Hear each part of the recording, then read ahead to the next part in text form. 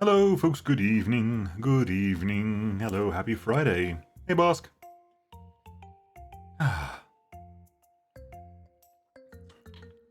Dang bot didn't post again. Like I gave it like almost a full 10 minutes to post. Not a single damn thing. That boss has been a waste of my money. Thankfully, it's a one-off cost. I don't have to pay for it again, but it's so bloody useless. I wanted one functionality out of it, and it's now it post. Of course it does now. Of course it. Like, is it waiting for something to change? What exactly is it waiting for? Is it waiting for sound to happen? Is it waiting to detect the sound of my voice? What exactly is it waiting for? Before it does these things? Because god damn it, that bot pisses me off.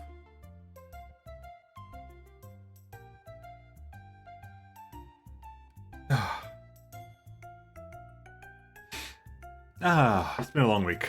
It's been a long week. Bot was just asleep. Bot is in fact Beric. Yep, now...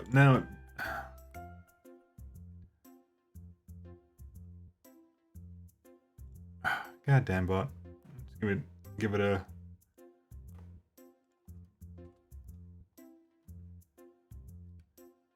Give it a bit of a face slap there, just because, oh my god. Took him a full 10 minutes to do anything. Stupid bot. Anyway. Log on and get coffee. I want coffee, damn it. Right.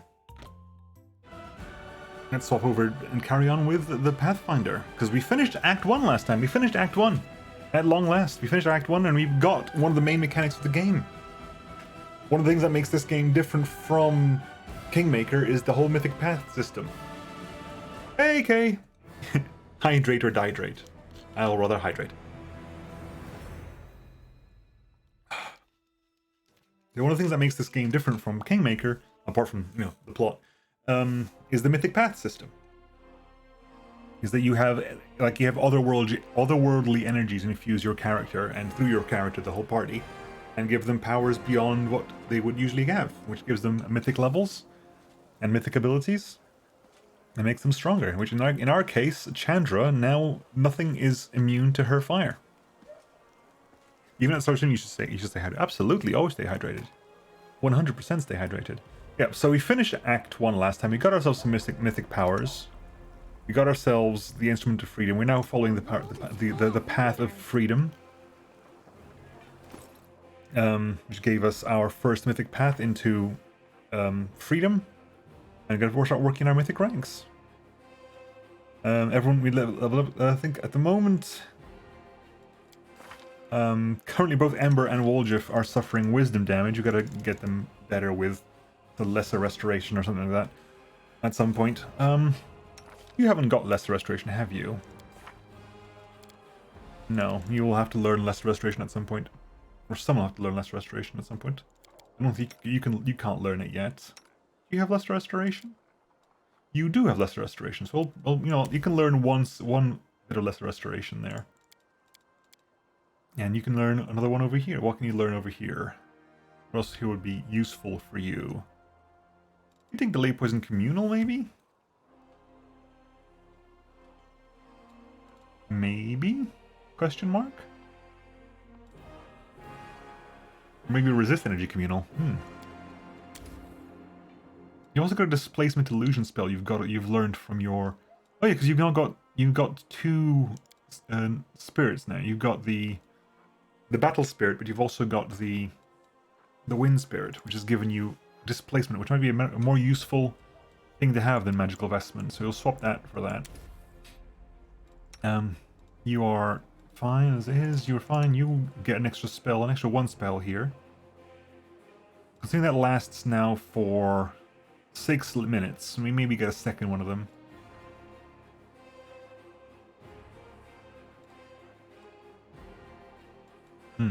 Yes, maybe a second one of them.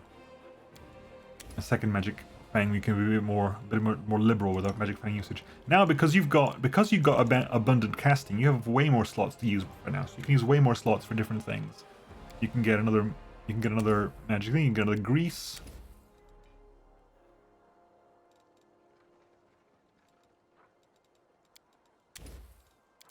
Magic, you can mage armor. It's kind of weird because you're not going to really be using a lot of this stuff, but you got the ability to do it. You got yes, you got abundant casting too, and you actually have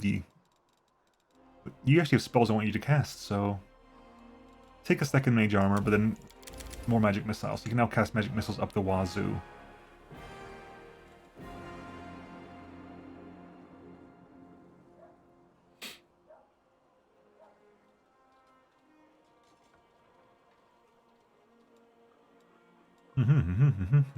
And your second level spells.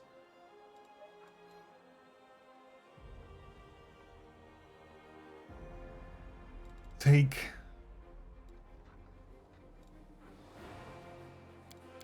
a secondary blur, a second mirror image, a bull's strength, and another bull's strength in a crate pit. We might see if we can get ourselves like a Melf's acid arrow or something, or an acid arrow. Melf isn't included. And you are just going for things like you got a couple of hastes, got a couple of magic weapons, a couple of heroisms, and a lightning bolt should you require one. And at some point you'll get level 4, but not quite yet. And Darren, you're fine as is. Because what you got the second... Because your mythic path was the nature, which gave you feather step there and gives you bark skin there, I think. It gives you bark skin as well. You now got bark skin as a buffer. Extra useful. And we're good. Gotta sell a bunch of stuff.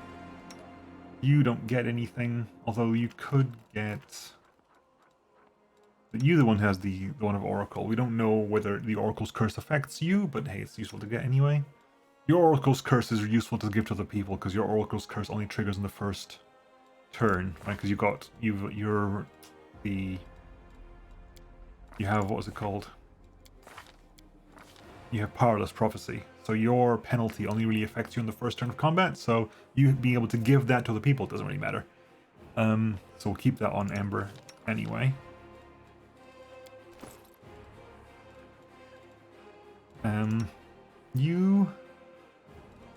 That gives you increased... No, that's fine. Yeah, you're good. There's nothing else you can really do here. You can't really get any ammo or anything like that. No. You don't get any armor or anything like that either. You could go for the Sickle of Folter, but you're not attacking in close combat anyway. Simply because you're not. You just simply aren't. You attacking in general is going to be not happening because of Blackened. You are okay. You could start picking up things like the Claw of Jitska, but you got you're running the Malady and Shiny Dagger.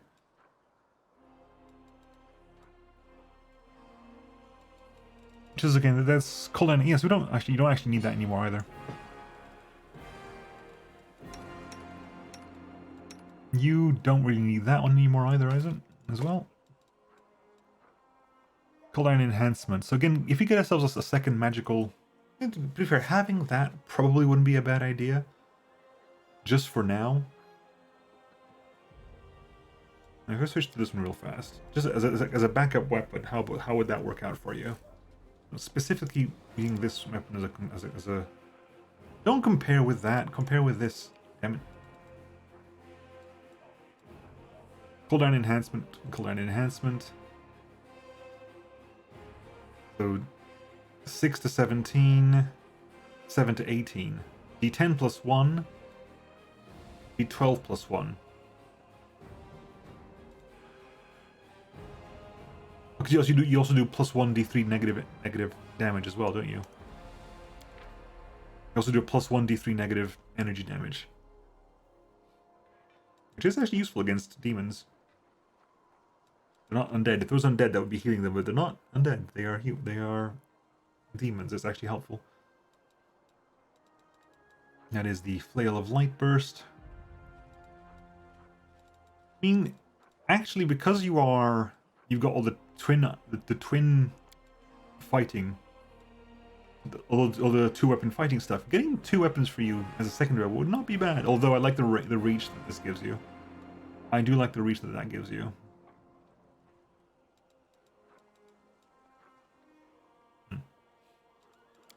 You are, again, you have Finnegan and a buckler. I think at some point you lose the buckler and you're running a falchion. I think you're running a falchion mainly because there's no need for you to have a sword when you're on the back of the horse. When you're on the back of the horse, there's no need for you to have the sword.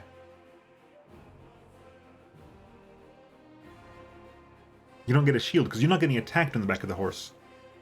The back of the horse, who gets attacked is the horse, not you.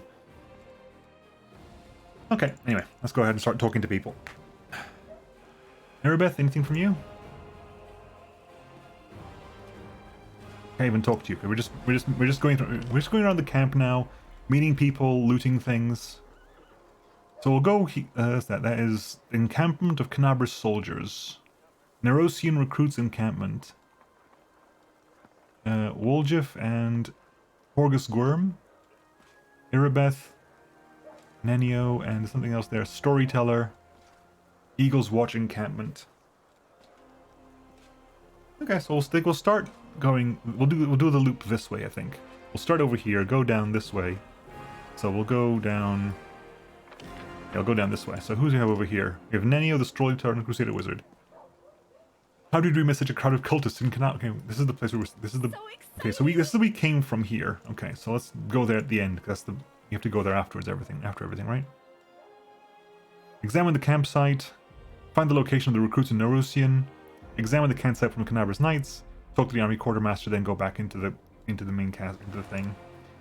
We have to make it to Dresden. We have to. That failed just because we didn't kill Ramian. I'm okay with that failing, to be honest. Hang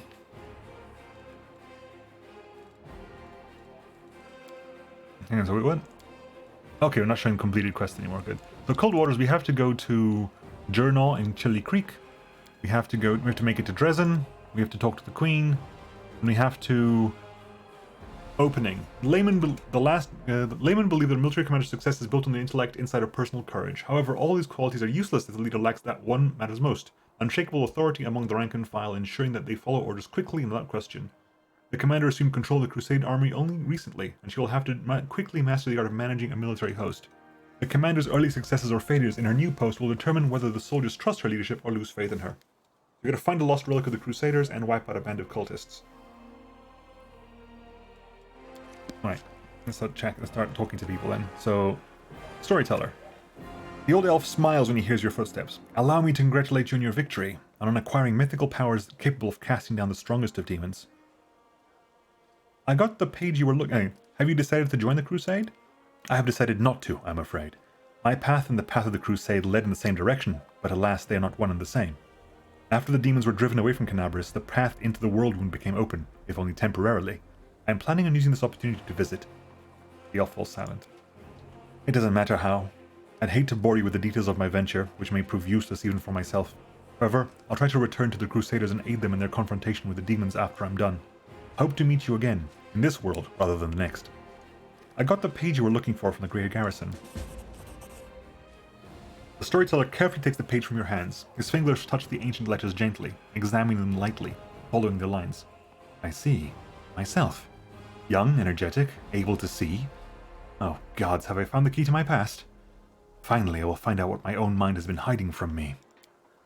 The elf's expression becomes withdrawn. The wrinkles on his face soften. Thank you, Chandra Nalar. And please, follow me to my story. Let us embark on this journey together. The Storyteller inhales sharply a few times and begins his story. They are leaving. The people of Kyonin faced the coming Earthfall and admitted they were incapable of handling this disaster. Proud rulers, artful crafters, brave warriors, wise mages, and skilled healers, all of them hurried to the gate of Severian, looking around fearfully. A clean, safe world is waiting for them there. My people decided not to fight for Galarion. I am ashamed. I am sorry for them. Their hearts wavered in the face of catastrophe. But my will is strong. I am staying. You were there during Earthfall? So Kyonin is the homeland of the elves on Golarion. And before the fall of the Starstone, Earthfall, they evacuated to another plane, I think. Only recently by Elven sides they returned to Golarion to reclaim their ancient homeland and have become an isolationist realm, allowing a few non-Elven visitors into their mist-shrouded capital, Yadara. And the Earthfall was when the shower of meteorites impacted Golarion in minus 52293. Destroyed Thassilon and Asland, which were consumed by earthquakes and massive tidal waves.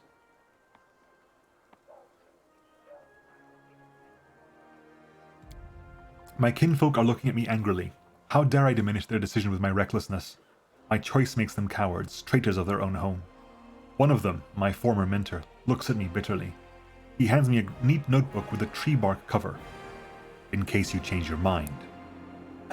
With a heavy sigh, he returns to the line of those departing. Forgive me, brothers and sisters. I watch the gate of the Soverian stone close, separating me from them. It's time for me to go too. I open my master's notebook. These are his notes about traveling between worlds. In case you change your mind. He hopes the burden I shouldered voluntarily will be too much. I will lose heart and I will find my way to Soverian. That will never happen. My mouth set stubbornly, I tear my master's notebook to pieces. I use my forced pride as a shield against my fear of what is to come. What is the Soverian stone? A magnificent crystal bent into an arch by a mighty hand of an ancient divine creator. Our great gate to other worlds. It breathes power. It dreams of eternity. Your mentor is a mage. Then you must be too, yes? Yes, I am an archmage, and this title is well deserved. I have acquired delicate mastery and succeeded in many areas of magic, but curiosity has always pushed me towards new knowledge since the first day of my apprenticeship. Why did the elves decide to flee, not fight? They are afraid to lose what they have. They were rulers, long-lived and powerful. They value their lives and sunshine too much to enter the fight with the aftermath of Earthfall. Why are you angry at your fellow elves? I spent many hundreds of years in Kyonin. I have always admired the way my kinfolk cared for the forest that was our home, but the rest of the world seemed to mean nothing to them. But I love Golarion. All its places, all the forms it manifests in. I traveled widely, and then came home and told my kinfolk about my travels. But they weren't interested. They only cared about Kyonin. Their lack of desire to hear about the wider world makes me sad and angry. What happened next? Earthfall happened that night. I am standing at the top of my tower, many miles to the north of Kyonin, and I see a blaze far in the south. I hear a horrendous rumble. My nose is itching like crazy.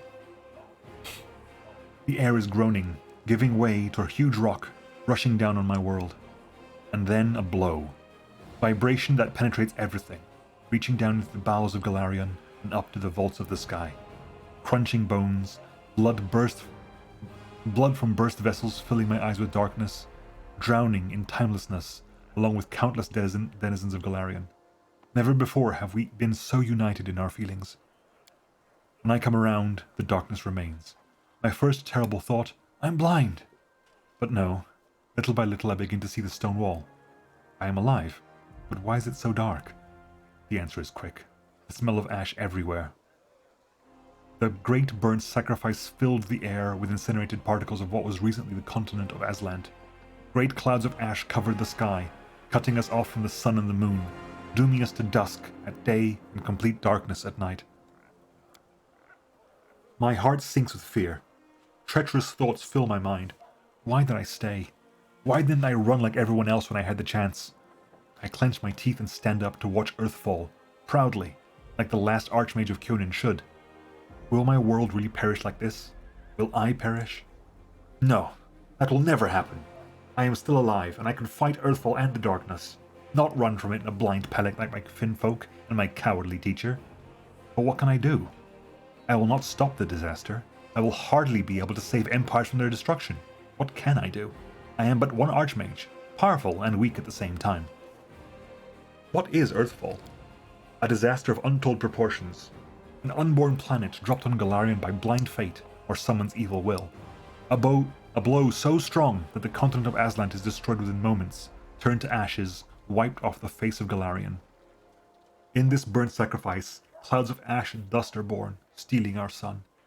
Without the warmth of our star, the air cools, the soil is barren, dark creatures call out of their lairs to rule, and the most frightening thing, without the sun, all hope dies in the heart. This is the age of darkness. The 1,000-year period during which the sun's light was blocked by the ash.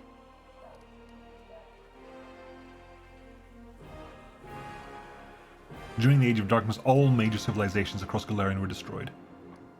What was the tower you mentioned? It's my retreat to the north of Kyonin, my home away from home, my observatory. From its top I watched the stars and, when they were correctly aligned, the other worlds as well. Here in the northern wastelands I found the highest mountain and built a tower on top of it. On clear days I could see the mist over the Lake of Mists and Veils in the east. That's how high I was. What are you going to do next? I don't know. I need to think. My opponent, Earthfall, is much stronger than me. Without noticing, the storyteller raises his voice to shout, "It is merciless! It does not simply destroy life, it kills an era, ending the greatness of Galarian civilizations. They will sink into oblivion, be forgotten as if they never existed. I need to think." The elf suddenly winces and is silent for a few moments as he calms his heavy breathing. Forgive me. I shouldn't have raised my voice. This story was much harder than many before it, most likely because I played the main role in it. It is so strange to see myself, feel the emotions tearing me up inside, those that I felt a long time ago, and not remember them. It's like I split. I became both the storyteller and the main character. Too bad the story ended at that moment. Please, if you find other pages covered with ancient elven writings on your travels, bring them to me. I might be able to shed some light on my path, and we will find out how my story ended, and perhaps even why I forgot about it.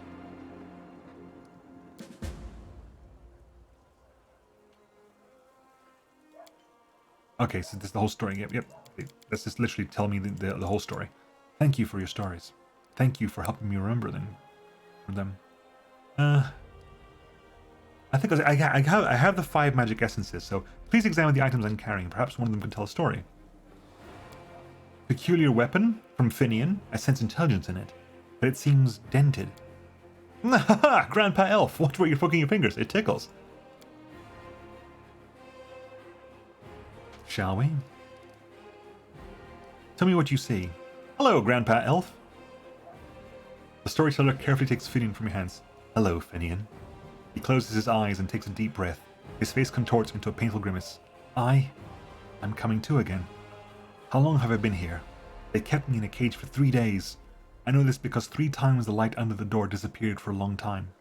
Then they chained me to the table and the bladesmith, everyone calls him the bladesmith, he placed the device with a jar over me. It feels like I'm being fried. At first I tried to break free, but I got tired. Then I screamed. But now I've lost my voice, though the pain is burning right through me. The storyteller stops. His voice changes, becoming more frightened. I think I lost consciousness again. But when I woke up, the pain was gone, and I wasn't tied to the table anymore. I was standing near it, and someone else was lying on the table, a burnt corpse covered with black crust. The master took out a handsaw and was sawing off his head in a very focused way. I should have run back then, but I couldn't for some reason. This burnt corpse had a symbol on this belt just like I do, an eye and a star. My favorite belt, a good one. Where would a stranger get one? It must have been someone from my clan, some distant family member. The storyteller stops. When he speaks again, you hear only a muffled whisper. Those crusaders. I was glad when I saw them. I thought they'd come to help, but how? How was it that I killed them all? Someone told me to and I obeyed. I don't understand. I understand nothing now. I need to catch my breath. I need all of this to stop, even for just a minute. I have to understand what's happening to me. Just need to rest. And that's Finian's past, but what awaits him in the future? The dead have no future, but I see an endless ocean on a good day, and a boat flying over the waves. I am so excited, but I don't know whose vision this is. Is this a soul existing here and now, or a soul reborn? Thank you for your story. Please take care of this young lad. He is finally in the right hands. Do not worsen his suffering by involving him in dishonorable deeds. Come on, Grandpa Elf, I can take care of myself. I'm not a kid. I don't know what horrors you were talking about, but don't you worry about it, alright? Look after yourself. And we got the correct number of magic essence, so give the storyteller the broken buckle and the necessary materials. Restore this relic for me. The elf cautiously uncorks the vials and begins to work his enchantments. The essence evaporates, turning into light that streams onto the buckle. The light thickens, becoming gold. The Covenant of the Inheritor. That is the name of this relic. This buckle once adorned the belt of a glorious knight from Mendev. It is the embodiment of a promise made to a young girl by a powerful deity. A great promise that has changed much in the world. Lost a piece of a holy symbol and magic essence and received the Covenant of the Inheritor. When you touch the restored relic, a strange villain comes to you. It's as if you can see the events that happened to it in the past. A burning sensation spreads across your chest from the very spot where your mysterious wound sometimes opens. What is this? The influence of the storyteller's spells? Or is it something else? I had a vision. How strange. You are a remarkable mortal. No one has ever shared my visions before. What do you think caused it? Perhaps these things have something to do with your destiny, or the fate of someone related to you. I do not have the answer, only advice. Seek out such relics. Look for what links them all, and you will know the truth. We have more important things to do. What did we pick up then? We picked up something or other. What did we get? Is that it? Golden medallion. No, sorting by type.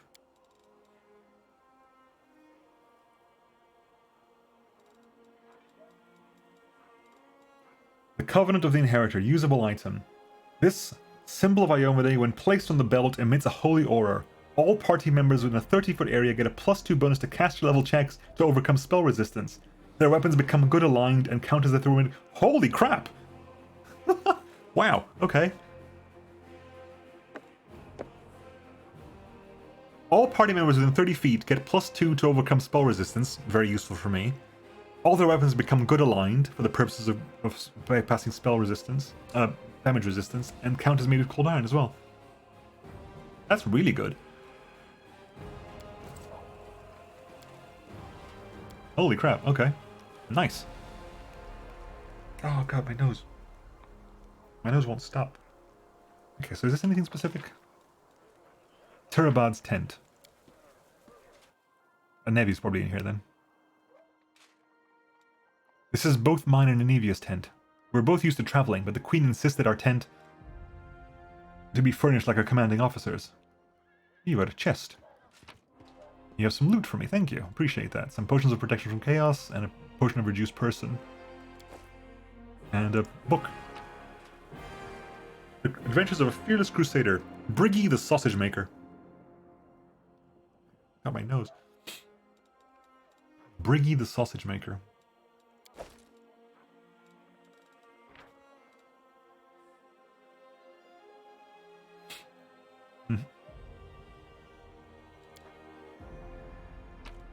Ooh. Oh.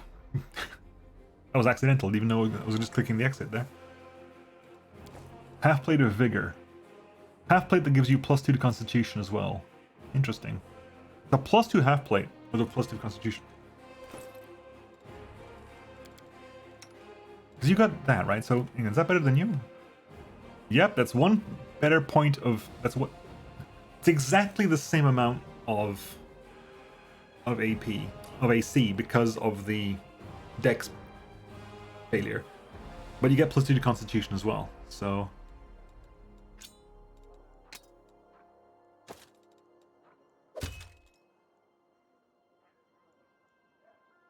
+2 to Con, which is going to give you like a bunch for your hit points and stuff.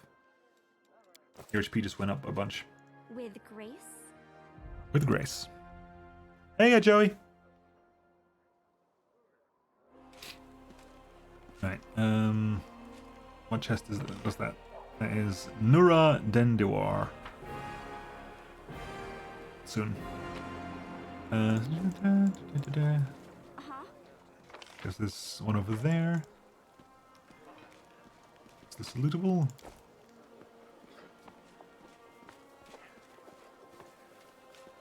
Crusader. Crusader, Crusader. Ooh, there's Battle of the Saracen. Bunch of Crusaders here. This is the... That's Erebeth, okay. Looks Divinity-esque. This is Pathfinder, Wrath of the Righteous. It is a CRPG, so it isn't kind of Divinity-esque in that sense. They are both CRPGs. Crusader, Crusader, Crusader, horse, horse, horse, horse, horse, horse, horse, horse. This is my time to shine. Oh, Eagle Watch, Crusaders. Amber, hello Amber. These are the fighters of the Eagle Watch. I personally chose everyone that's standing there, and I'm ready to vouch for each of them. So many of our own have perished, and for what? For us to keep fighting. For a day will to come when no one else will have to die. Gonna keep... Yes. Yes, you're right. Thank you, little girl. I've seen so many happy faces today. It's so good. Amber, you are precious. Nenio. I hope we meet Discari and Baphomet soon. I have numerous questions for them. I forgot to talk to you. You want to meet Nenio, you legend. Nora Dendiwar. This is Nora Dendiwar's tent. It seems she brought a lot of unnecessary items along with her. Book on the nature of the divine. Book. Hilor and the secrets of the Needle Glens. More stories of Nilor. Without a shadow of a doubt, expecting nothing in return, the life and feats of Lord Axelar Tresbot. Tresbot? By Nura Dendiwar. Because this was written by Nura Dendiwar. Okay. Great. Potions of Alchemist's Fire. Cure. Protection from good. Scroll of Vanish. Scroll of Expeditious Retreat.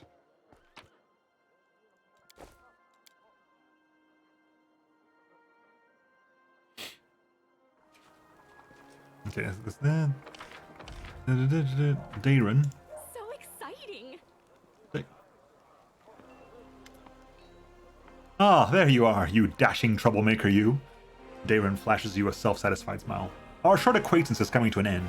Very soon you will depart on your crusade, where you'll scrape by on horrible rations, struggling vainly to fall asleep among snoring soldiers, be rudely awoken by the freezing cold, and have to look upon the dour faces of self-righteous prigs, before you finally perish in the maw of some demon. I have a journey ahead of me too. I've just rented a sailboat in the south. I've also hired an excellent chef, and a host of other entertainments. Well, to each their own, I suppose. Darren pauses and then suddenly adds in a more serious voice. You know, I'm genuinely sad to see you go. If it sounds like mockery, forgive me. I cannot switch off my venom gland on a whim, you see. But you intrigue me. If only we could have spent a little more time together. But of course, not under these conditions. Let the Crusaders and the demons have at each other. With any luck, they'll take this entire sanctimonious spectacle down with them.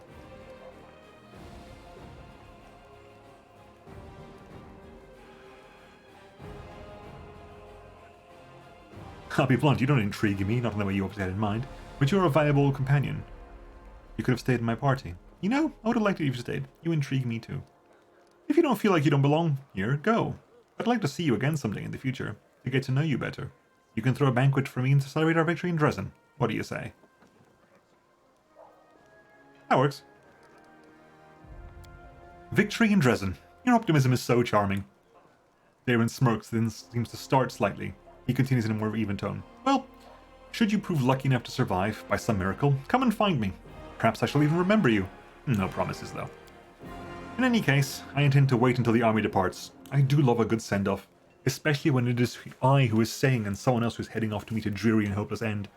Sometimes it does one good to ruminate on the unfairness of life.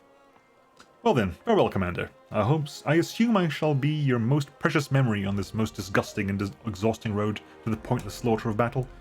Or, if not the most precious memory, then at least the most stirring. Darren smirks before instantly losing all interest in you. Or at least he pretends to. Oh, Darren.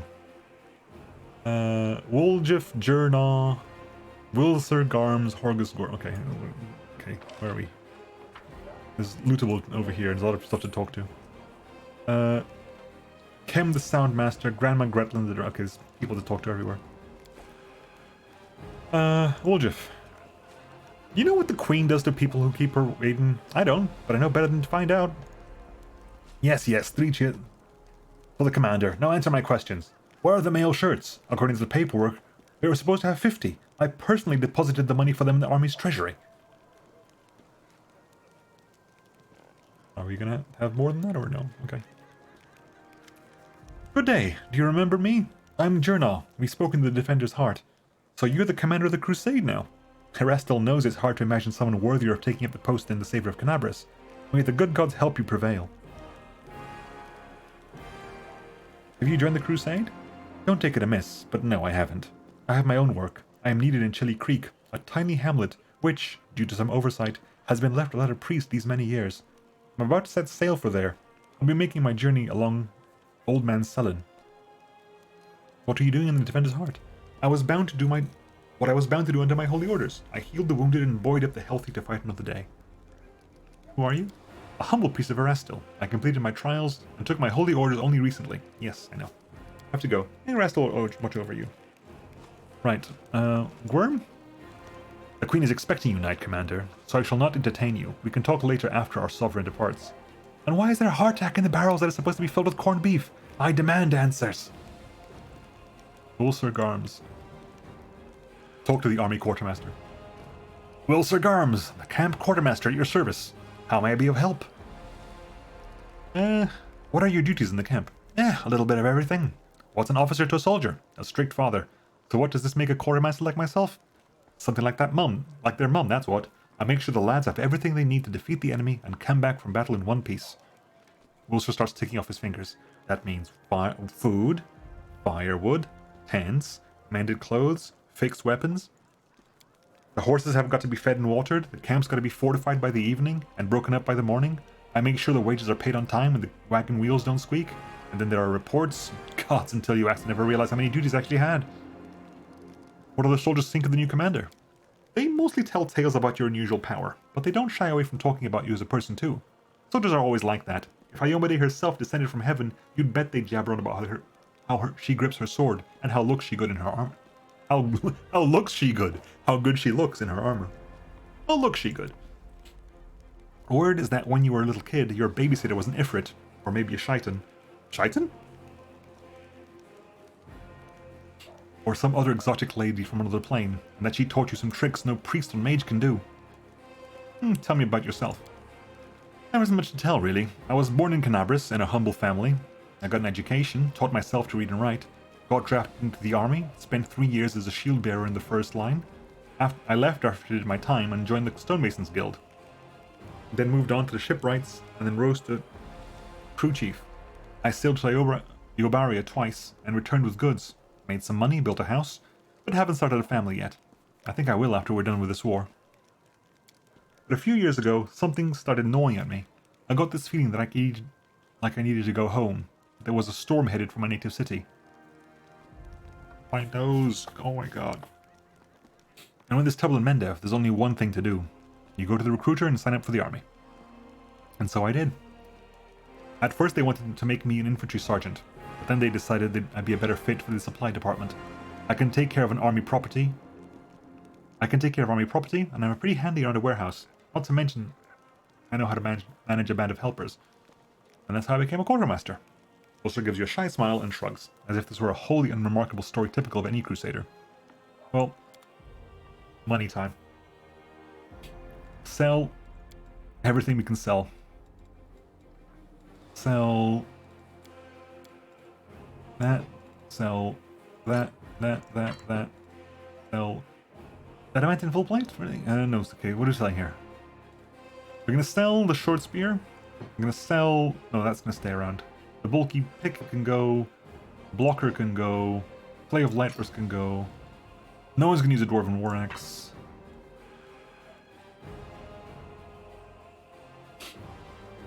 $22,000. Nice. I think other than that, we're pretty much clear. I could probably sell all these like scrolls of inflict light wounds and stuff like that, and never gonna need them. Or things like Alchemist's Fire. They don't scale, so it's not worth it. Because they don't scale, it's not worth it. I think we'll keep the rest of them. They are vaguely usable. Maybe the collapse isn't, but fine. What have you got? Let's sell. What have you actually got? Double Jeopardy, Great Club, Painful Remorse, Heavy Shield. +2 in Spiked Heavy Shield. Uses it for shield. Whenever you use it for shield bash, it behaves like a vicious weapon, dealing an extra 2d6 points of damage to the opponent and 1d6 points of damage to the wielder. Flowing Scales is medium armor. This +2 scale mail gives attacks against its wearer a 10% chance to miss. Dagger +1, punching dagger, sickle, those are +1 weapons, no one cares about those. Unless they have +1 throwing axe, that might be useful.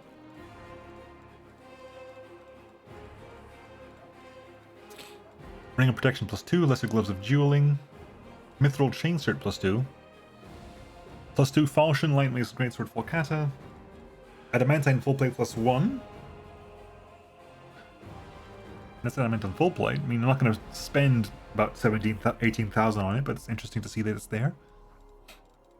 Composite Longbow +2, Ruse. Strength? What's Strength? This feature allows you to add your strength bonus damage to damage with a bow. This is a dart, not a bow. I think it's a thrown weapon, or automatically adds strength bonus to damage. Thanks. Blade of Order.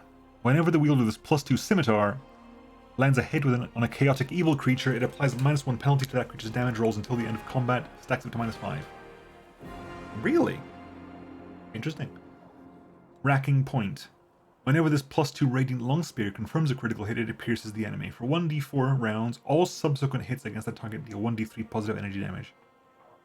It also deals an additional 1d6 points of positive damage on a hit.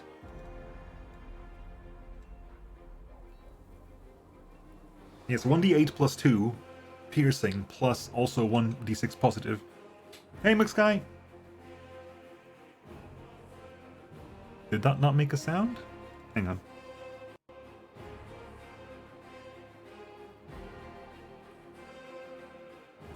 Why did it not make a sound?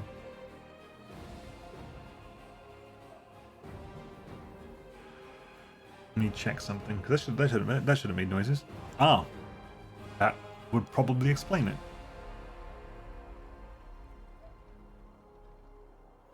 Sound Alerts has a error 500. Sound Alerts is down. Maybe. Are they down?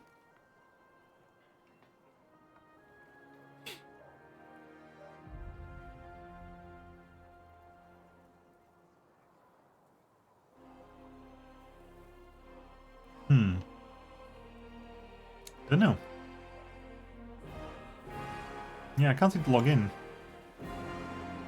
Log in with Twitch, error 500. Nope. It is currently down. Thankfully, that doesn't require you to spend any bits, otherwise I'd feel bad, but... Anyway, where were we? Racking Point, Long Spear. We just did that one. Black Dragon's Fang. 1d8 +3 slashing. It's a +3 sword. 75,000, I can't even afford it. Corrosive Longsword lands a hit on an enemy, deals an additional 2d6 acid damage to all enemies in a 30-foot area. After this ability has been activated, it can't be activated again for 1d4 rounds. But hell, the only problem with that is that it is acid damage, and demons are kind of resistant to large amounts of acid damage. If you built somebody who had Ascendant Element Acid, however, that could be beneficial. Ceremonial Falcata, +2 Falcata that gets a +5 morale bonus to persuasion attacks. Whenever you use a dazzling display, all affected enemies suffer sonic damage. Rock of Nature, Breastplate +2. And you get an additional AC bonus against natural weapons. Dawn of Life Tower Shield. +3 Tower Shield weighs twice as much as the usual Tower Shield and limits its build speed to 20 feet. Whenever they receive a critical hit, they are healed for the amount of HP equal to the number of their hit dice. So basically level. Brace yourself, water's coming. Water didn't come, but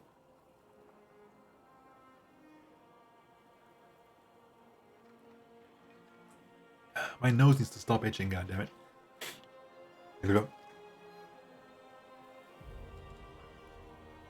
I'm sure you're slacking, I can basically smell it. That's not what you're smelling, I'm sitting properly. Wide sweep. One of the +2 scimitar. Whenever it hits, it deals weapon damage to all adjacent enemies. Hello. That's interesting. It deals d4 +2 to all adjacent enemies to its target. Interesting. Jinx. Cold Iron +2 Falchion. Lands a hit on a creature under any hex effect. It deals additional damage equal to the weapon's base damage. Oh, damn. Hello. Whenever this +2 Cold Iron Falchion lands a hit on a creature that is under any hex effect, such as Evil Eye, it does additional damage equal to the weapon's base damage. So this does 4 d4 +4? Or is it 4d4 +2? I'm not sure what counts as base. Base damage might not include the enhancement. Okay, in that case it's not that huge. It's not that much of a difference. The Axiomatic Punching Dagger. Axiomatic is basically, it's a lawful weapon. Corrosive Light Hammer +2. Bug Crusher. Bardiche. Whenever this +1 Bardiche lands a hit on a medium or smaller creature, must pass a Fortitude saving throw or suffer additional weapon damage. Relentless Assault Dwarven War Axe. +3 Dwarven War Axe. Whenever you're wielding a second weapon in either hand, whenever they perform a critical hit with it, they also make an additional attack with the secondary weapon. Nimble Edge, S-Talk. Whenever this +1 speed S-Talk means you make an additional attack. And does not stack with haste. Basically, you count as having haste for the purposes of making additional attacks. Whenever you confirm a critical hit, you get a +2 morale bonus to dexterity, and each attack they make deals an additional 1d4 piercing damage for 2d3 rounds.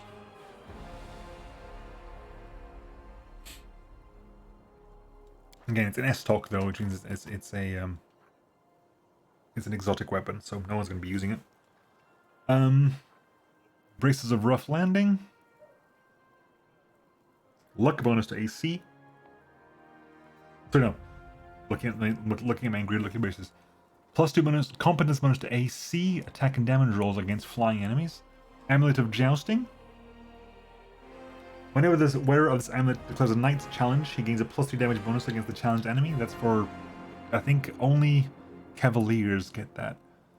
Apprentice Lockpicks, Amulet of Mighty Fist +1. Which is going to be very useful for, I think, Shadow Strike already has it? No, someone already has Amulet of Mighty Fists. Did I not have one of those? Because Shadow Striker definitely wants it.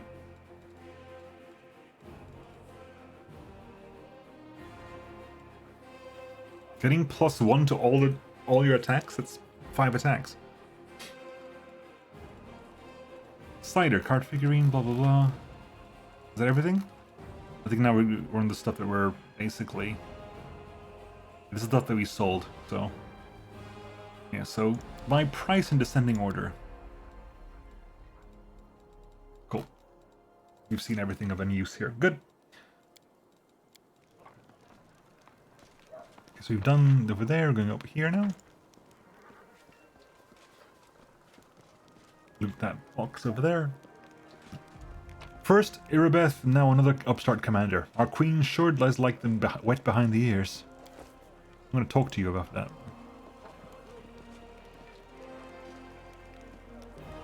Nothing, Commander Turbad. Happy to serve. What did you say, sir? Nothing, Commander Turbad. Happy to serve. It's hard, but you have to be tough. When she was human, Saint Iomade suffered even worse. Loots. Cold Iron Longswords +3. Just nicking all the weapons. Like, we're gonna go into combat and our army's gonna have no weapons. Why is that? Because you kept nicking all of it. Chapel tent. We outfitted this tent to be used as our chapel. Even the less pious crusaders will come here to say their prayers when the final battle is upon us. I've seen it happen in my previous campaigns. Altar of Sarenrae, the healing light, goddess of the sun, healing, and redemption. Altar of Desna, the great dreamer, the goddess of freedom, travel, luck, and dreams. This place has been sanctified. It can protect the area around it from the corruption of the abyss. Altar of Iomade, light of the sword, goddess of justice and valor, and patron of the crusades. Altar of Erastil, old Deadeye, the god of hunting, farming, and the quiet pastoral life. And Altar of Torag, the father of creation, the dwarven god of craft and kin. So there are 5 different god relics, god altars here, and then the altar of that clears corruption, which means you can rest here to clear corruption. This is my time to shine. Field medic. This is the field hospital. Alas, the clerics of Canabris suffered especially heavy losses, so we're in desperate need of healers. Sally Rathimus, we are few, but the gods are with us. The prayers of good people around the world are with us. Oh, hi, Camellia. Beautiful day, isn't it? Dear lady, you've been standing there for a long time. Would you like to help?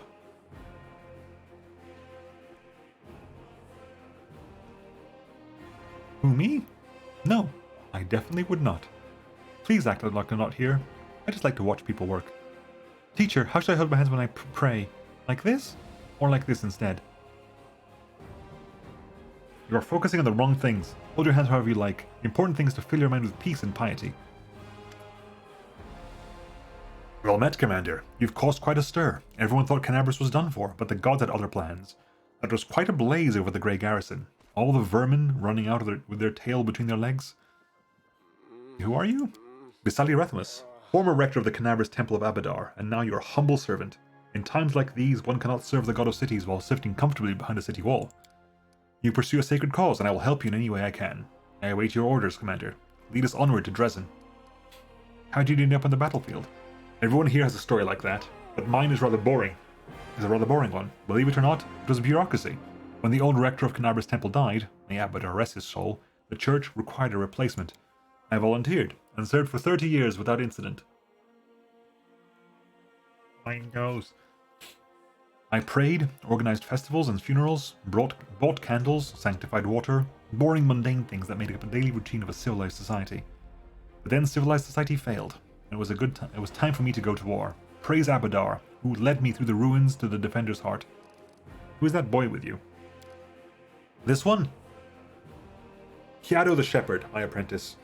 He's a smart boy, and his faith is strong. He serves Erastil, though. But there's still something he can learn from an old servant of Abadar. He'll be a great cleric when he gets a little older. What kind of help can I get from you? First, if you need a scroll with a divine spell, I have a lot of them. Something for every emergency. Second, while you're at camp, I can read any scroll for you. Guaranteed, no surprises. And you'd better not leave the camp without a cleric. I won't be going with you. So you'll need someone who can read scrolls. Tell me again about the corruption? As you know, the wound is a rift between Golarion and the Abyss, and all the evil that feeds the Abyss does the opposite in our world. It feeds on Golarion. So it is that even when we cannot see the demons near us, our ultimate foe, the Abyss, is always surrounding us. Many soldiers fighting the world wound experience similar things. They suffer terrible nightmares, get no peace, and sometimes even lose their minds. But we are trained to help you with this affliction. By the will of Abadar, I have consecrated an altar here. The goddess grace permeates the space around it, soothing one's soul and quieting thoughts during rest. So, if you find your nerves are fraying, seek out a holy place like this. Approach it and all the corruption will be cleansed from you. Right. What are you selling? Scroll. Hang on, pick you. Specifically for the things I need to maybe... There you go. Oh my god, my nose. Too much nose. Scroll of protection from... Hang on. What have I got here? Have I got something of this kind? That's protection from loss. Protection from alignment. That's not communal though. That's not a that's not a communal relic. Scroll of protection from elements is not a communal, so I don't care about that. I want the communal stuff. Scroll of Break Enchantment. Scroll of Protect, again, not communal. Scroll of Atonement. Absolves you from your sins and returns to your alignment to the state it was at first level. Mainly for, like, people, classes that are alignment locked. Scroll of Dismissal. This spell forces an extra planar creature back to his proper plane, and it fails the will save. Really? Intriguing. Because, I mean, we're fighting demons. We're fighting demons. Although it's Abjuration, isn't it? You're him. Real fast.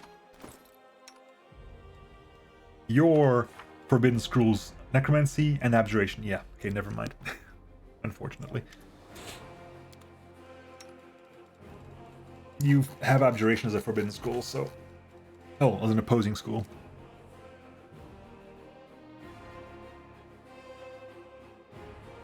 Oh my god, my nose. Holy crap. Conman's Ring. Bonus on Perception and Trickery. Alluring Charisma. Cloak of Resistance +3. Keep of Pest Control.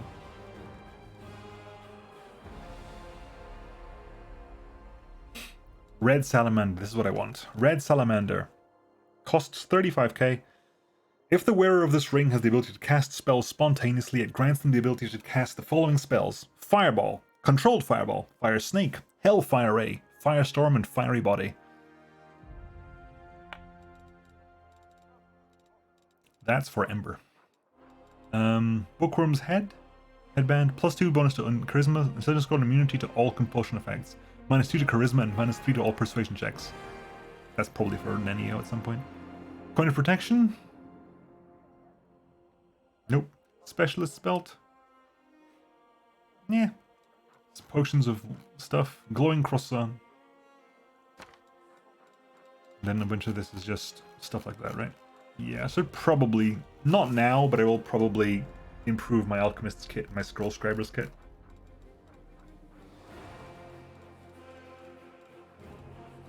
Scroll of Stone to Flesh, Dinosaur Bones, Icy Protector. You already have that, haven't you?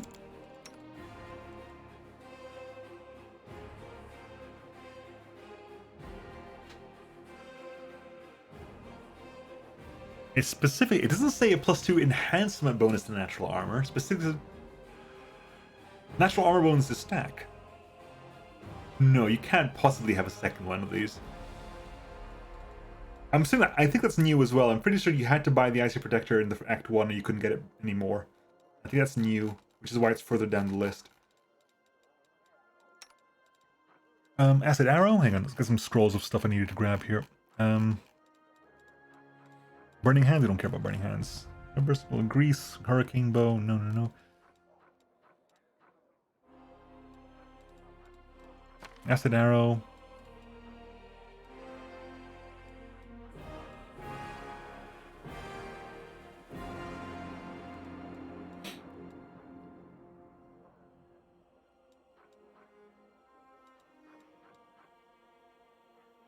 Fireball.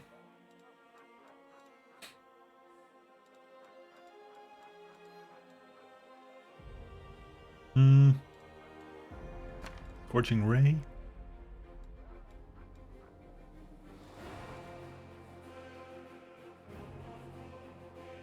Stinking Cloud, Web. This stuff is level 4 stuff, so we're not that concerned about stuff, but here we'll get this stuff later on. Wand of Ray of Frost has charges, why would you ever use it? Summon Elemental, Cat's Grace,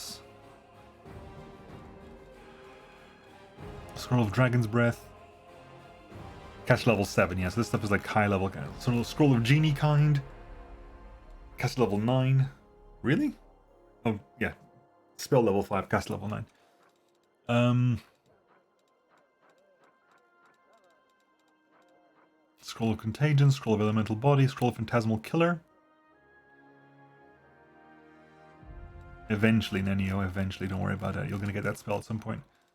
Bunch of scrolls here. Wand of Stonefist. Wand of Molten Orb. Now we're good. We're good. Right. So real fast. Ember. Take Red Salamander Ring. Nenio, learn that one, learn that one, learn that one. Let's start learning spells. Learn the spells you need to learn. Anything you can learn, you learn. That way you can craft them if you need to.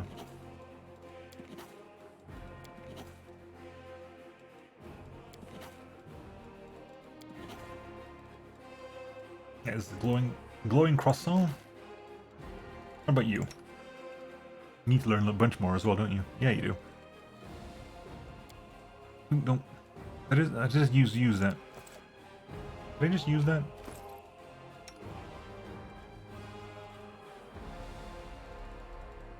Yeah, I just used that, didn't I? Oh well. Let's have WotR learn all the spells WotR wants to learn.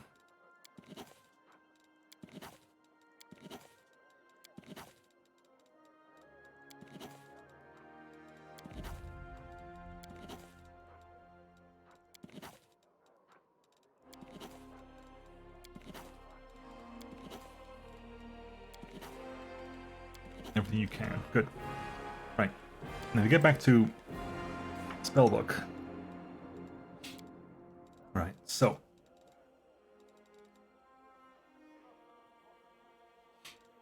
here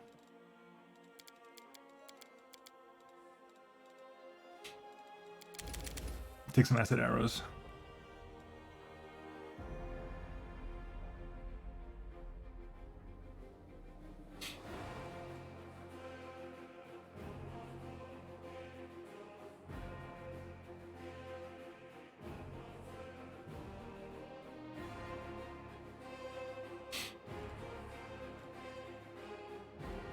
Hey, Mort.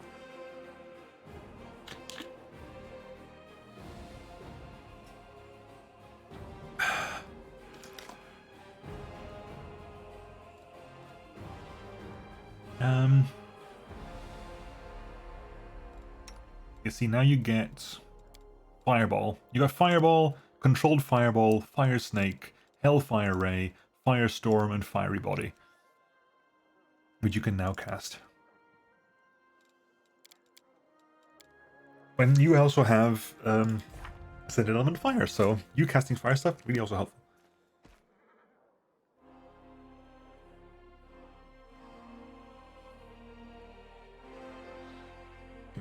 Fiery Body. This thing, it's like, what? That's how you spell fiery. That is how you spell. It's a weird thing, but that's how you spell fiery. Fire-y. It's weird.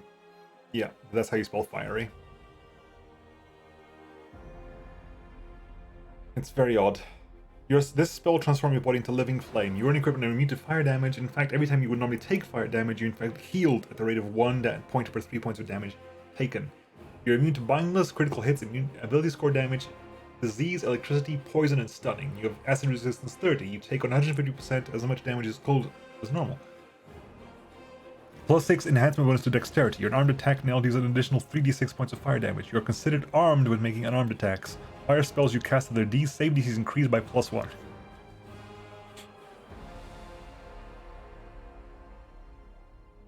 I saw your mouth going up and down without sound. Because I'm currently... my nose is scratching like crazy, so I'm kind of rubbing my nose a lot, and that's messing with the tracking. My nose is incredibly itchy right now. It's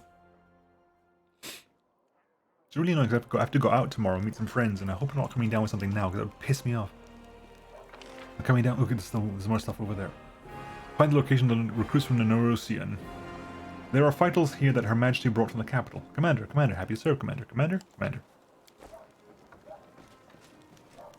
This is the Neurosian. Hi, Omine. A group of soldiers talking loudly, laughing joyfully, and passing around a flask.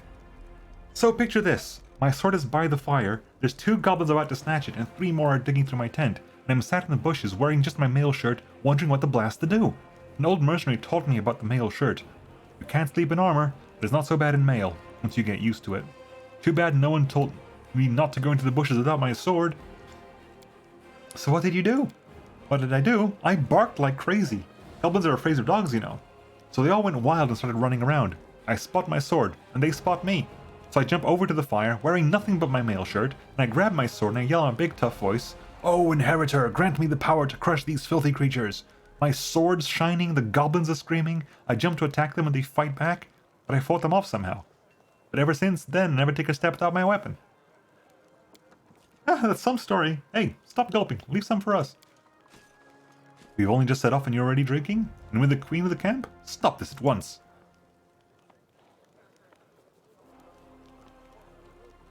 The knights quickly snap to attention.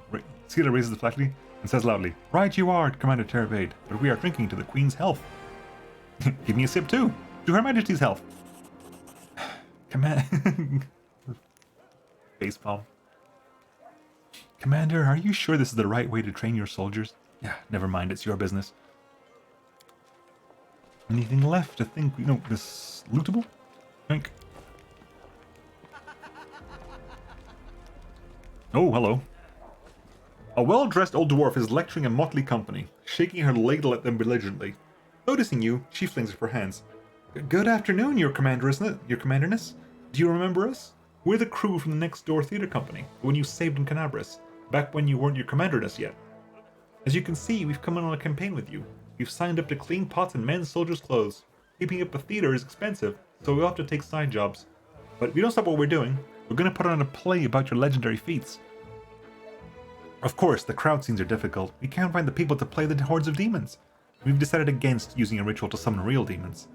Luckily, we have Master Kem. He's invented a way to solve these problems using sound. We caught a pig and some piglets who ran away from the burned-out village. The glum and husky half-orc mumbles softly.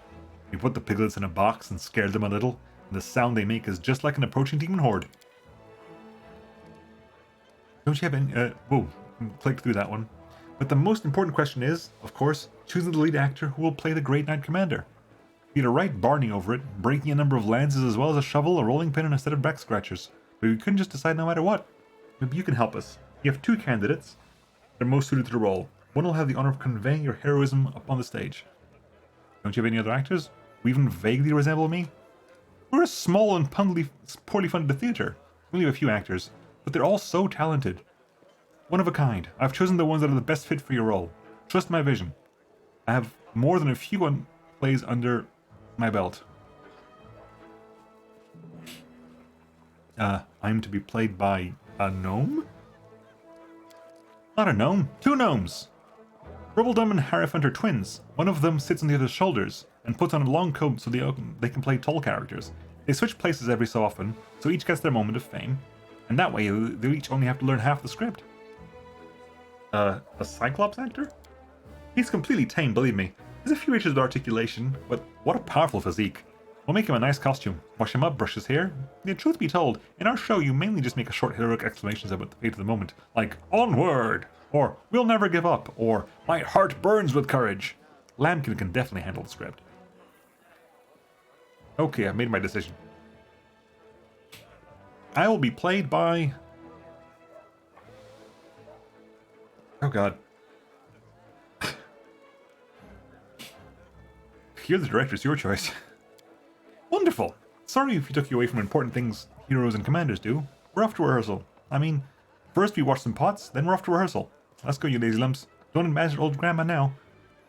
Yeah, the sneeze is there, it's not coming. And it's...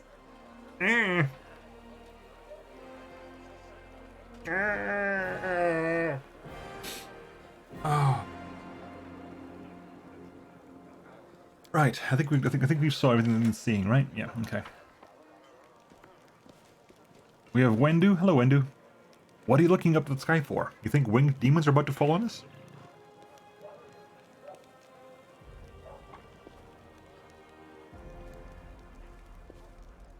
Yes, lucid Uplanders. The most dangerous enemy is the one that attacks from above. This is why camps are set up in small caves. And here all of us are in full view.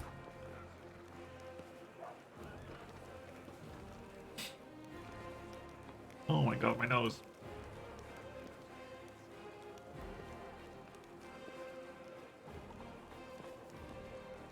Mistress, these soldiers lack discipline and concentration. I won't entrust them with our lives, so I'll keep guard myself.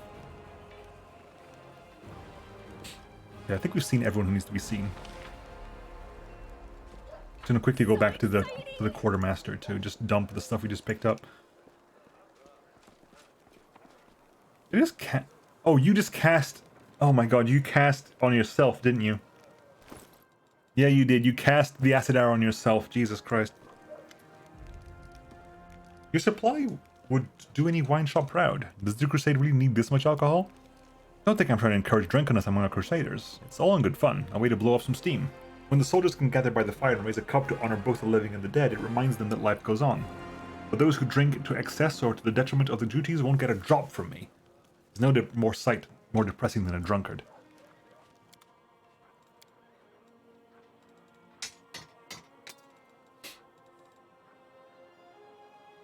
Ah, nose. Dead. Alright, anyway, let's go. Now we go back and go talk to the queen. Hello? With grace?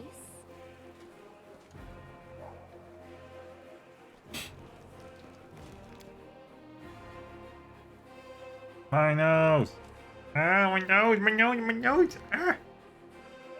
God damn it. Okay, what do we...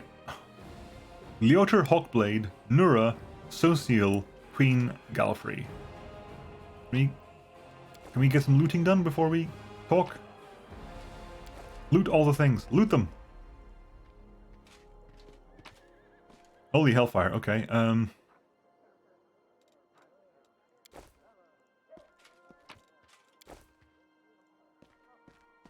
Bunch of crap, really, to be honest. This is my old chest. So what are we gonna put in here? The club, Jitska, the collapse, the axe, that there. Maybe even the adamantine full plate. No.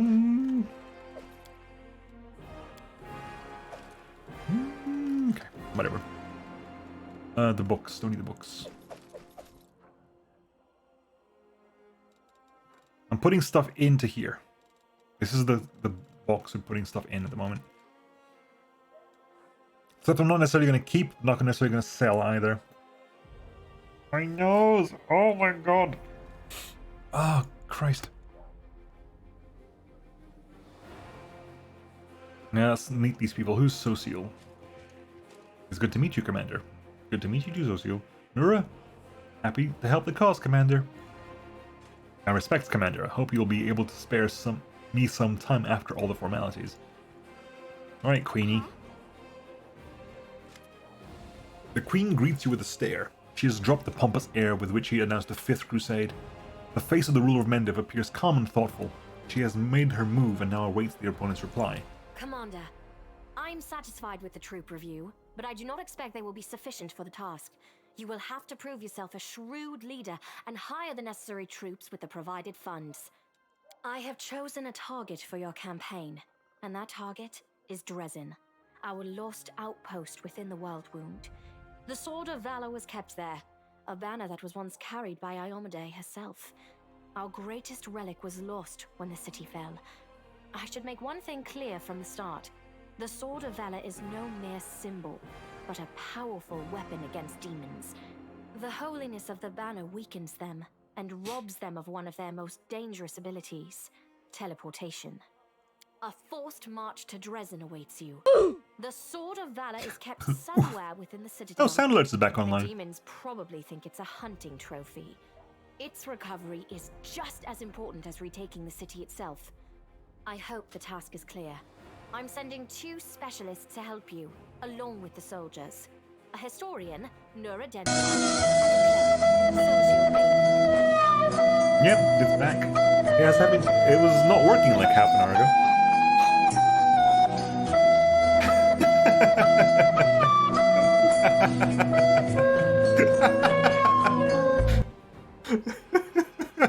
Why are you apologizing? During the narrator moments. I mean, you did notice that your 10 sub bomb during the stream yesterday got picked up by YouTube. Like, I exported the tournament stream to YouTube yesterday, and it got picked up before it even finished processing. So I had to mute parts of the stream. I just muted it.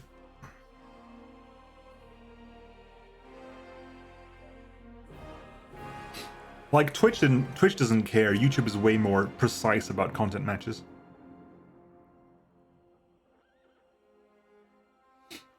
Usually like, yeah, I didn't have the energy to start going, no, stop, no. I didn't have the energy. Maybe tournament is a bad look as well.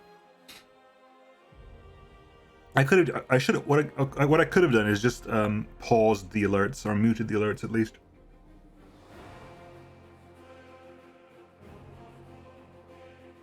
I could have just muted the alerts or paused them or something.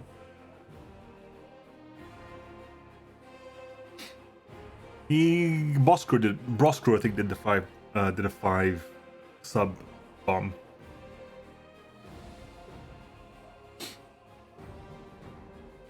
One of the famous inquisitors of the Church of Iomade also wants to talk to you. The Honorable Leota, whom everyone calls Hawkblade. I do not wish to keep you, Commander. The matter I must discuss with you is extremely important, but it is not directly related to the Crusade. You no doubt wish to meet your new comrades and speak with Her Majesty. Therefore, I shall leave you now, but I ask that you seek me out in the camp at your earliest convenience. Who's the voice?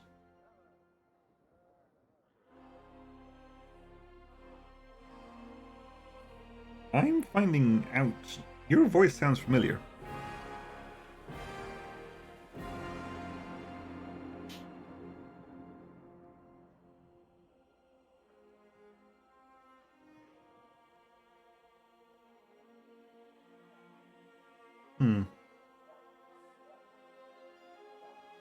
Don't know, but your voice is familiar to me.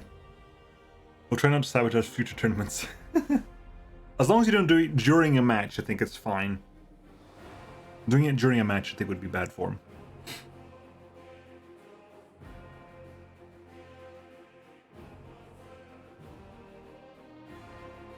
Hi!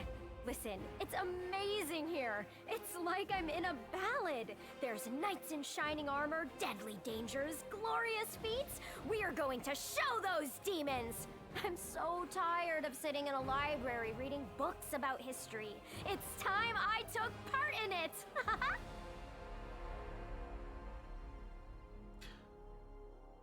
It's actually on purpose. That was on purpose. During the SS tournament, sound alerts is down just to stop that from happening. Just to stop stuff happening during matches.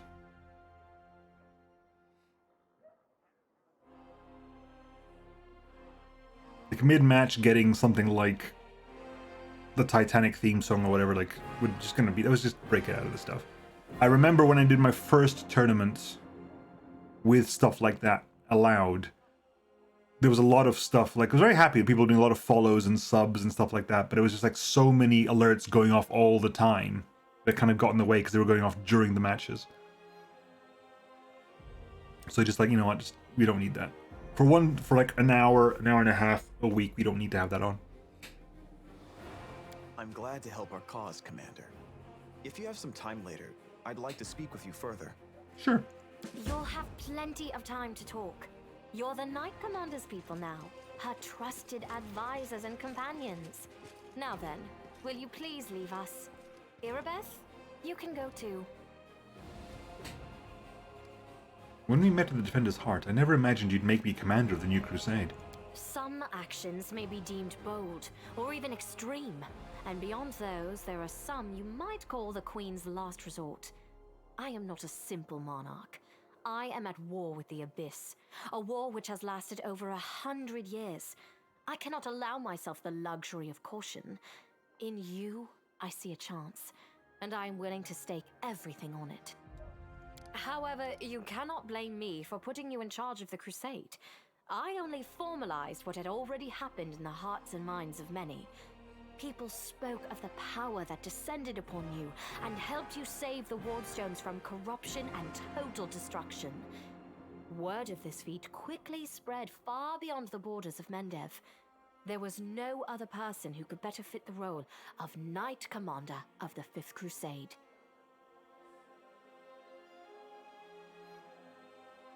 Show the Covenant of the Inheritor. Remember this? This. I thought this relic was destroyed many years ago. How strange it is to see it whole again. At one time, it gave me hope. I am pleased that this object will serve the Crusade once more. I had a vision of Iomade giving her Covenant to you. I was young, and did not fully understand the magnitude of the duty that had been entrusted to me. Iomade gave me hope and strength to see me through the trials ahead, and in so doing, she won my everlasting loyalty. You still remember the oath you swore in battle? Always. No matter how arduous, no matter how dark the skies, no matter how much blood flows from my wounds, I shall stand with you. We shall fight for our loved ones and our friends, for the right to live and die free. We shall do everything we possibly can, and after that, we shall begin to do the impossible. And if the hour should come when our arms can no longer raise our swords, our bodies will become a shield to cover those who still have strength to fight. I, Golfrey, Queen of Mendev, swear this to you. This is my vow. You withstood a blow from Arilu Vorlesh in that battle. I would proudly declare that to be true, and say that even Arilu Vorlesh could not kill me on her first attempt. But to do so would be boasting. I was protected by my goddess. However, I was glad to see that, no matter how great the betrayer of humanity's power, it is nothing as compared to Iomede's might. It's a very good relic. It's very helpful. I want it to me. I want to use it. I want to use it because it's going to give me +2 to my spell resistance checks, which is I so need that. So I would like to keep wearing this relic. Then so you shall. What matters is that the Covenant of the Oh, Inheritor I can give it back. has been Okay, I can give it recovered. later on as well. Perhaps it should be in your hands now, because you have greater need of it. But should you ever feel that you no longer need this relic, I ask that you give it to me. I would be delighted to touch it again. I have some missions about my mission to. I have some questions about my mission to retake Dresden. Of course, I shall answer. How did the demons manage to conquer Dresden? That's a good question. Its walls were built by dwarf craftsmen, and the power of the Sword of Valor protected the city. Alas, where raging hordes failed, a single lying tongue was all they needed to succeed. The demoness Minago convinced a young and ambitious crusader named Staunton Vane that the banner belonged on the battlefield. He went on a daring and unapproved raid, and the banner ended up in the enemy's hands. The city fell soon after. Ever since then, for 7 decades, it has served as a citadel for the forces of the Abyss. Staunton Vane. I saw him at the Grey Garrison. He defected to the demon's side. Oh, really? I wasn't informed of this. After Dresden fell because of Staunton, he was nearly sentenced to death. He deserved it. In wartime, men are hanged for far less. But you have no idea what a terrible sight it is. A raging crowd of crusaders baying for blood. Never have my fighters looked so much like the demons we are fighting. I commuted Staunton's sentence and stripped him of his rank. Not just for him, but for my army and my country. We are not Hell Knights. We do not maintain discipline with public executions. The Hell Knights are a collection of knightly orders with a unique focus on the promulgation of law. Unlike paladins, they are interested less in social good and charity than in the foundation of and stringent maintenance of order at all costs. If people cannot be trusted to obey the law out of their own sense of civility and social righteousness, Hell Knights provide the need to obey out of fear of a master's stern hand. What's promulgation? Promulgation is spreading of, I think. I'll double check this. It's a word I've not heard often. Promulgate. To promote or make widely known.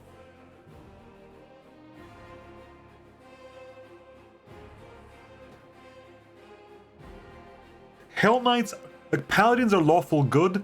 Hell Knights are lawful. They focus more on the lawfulness than anything else. Hell Knights can be lawful good, lawful neutral, and lawful evil. They just focus on lawful.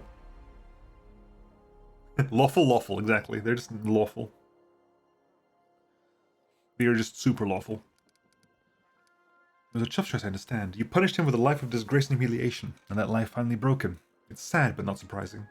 You should have exiled him, let him go wherever he wanted. That way he would have either changed his life for the better, or realized he had no one to blame but himself. You shouldn't have stayed the land. This would be the Hell Knight response. You shouldn't have stayed the hand of justice. If he'd have died, he wouldn't be betraying you again now. I can't believe no one decided to punish him unofficially. The past is then the past. What matters now is that he's fighting for the other side. I expect we'll meet him in Dresden. Yeah. You should have exiled him, let him go wherever he wanted. That way he would have either changed his life for the better, or realized he had no one to blame but himself.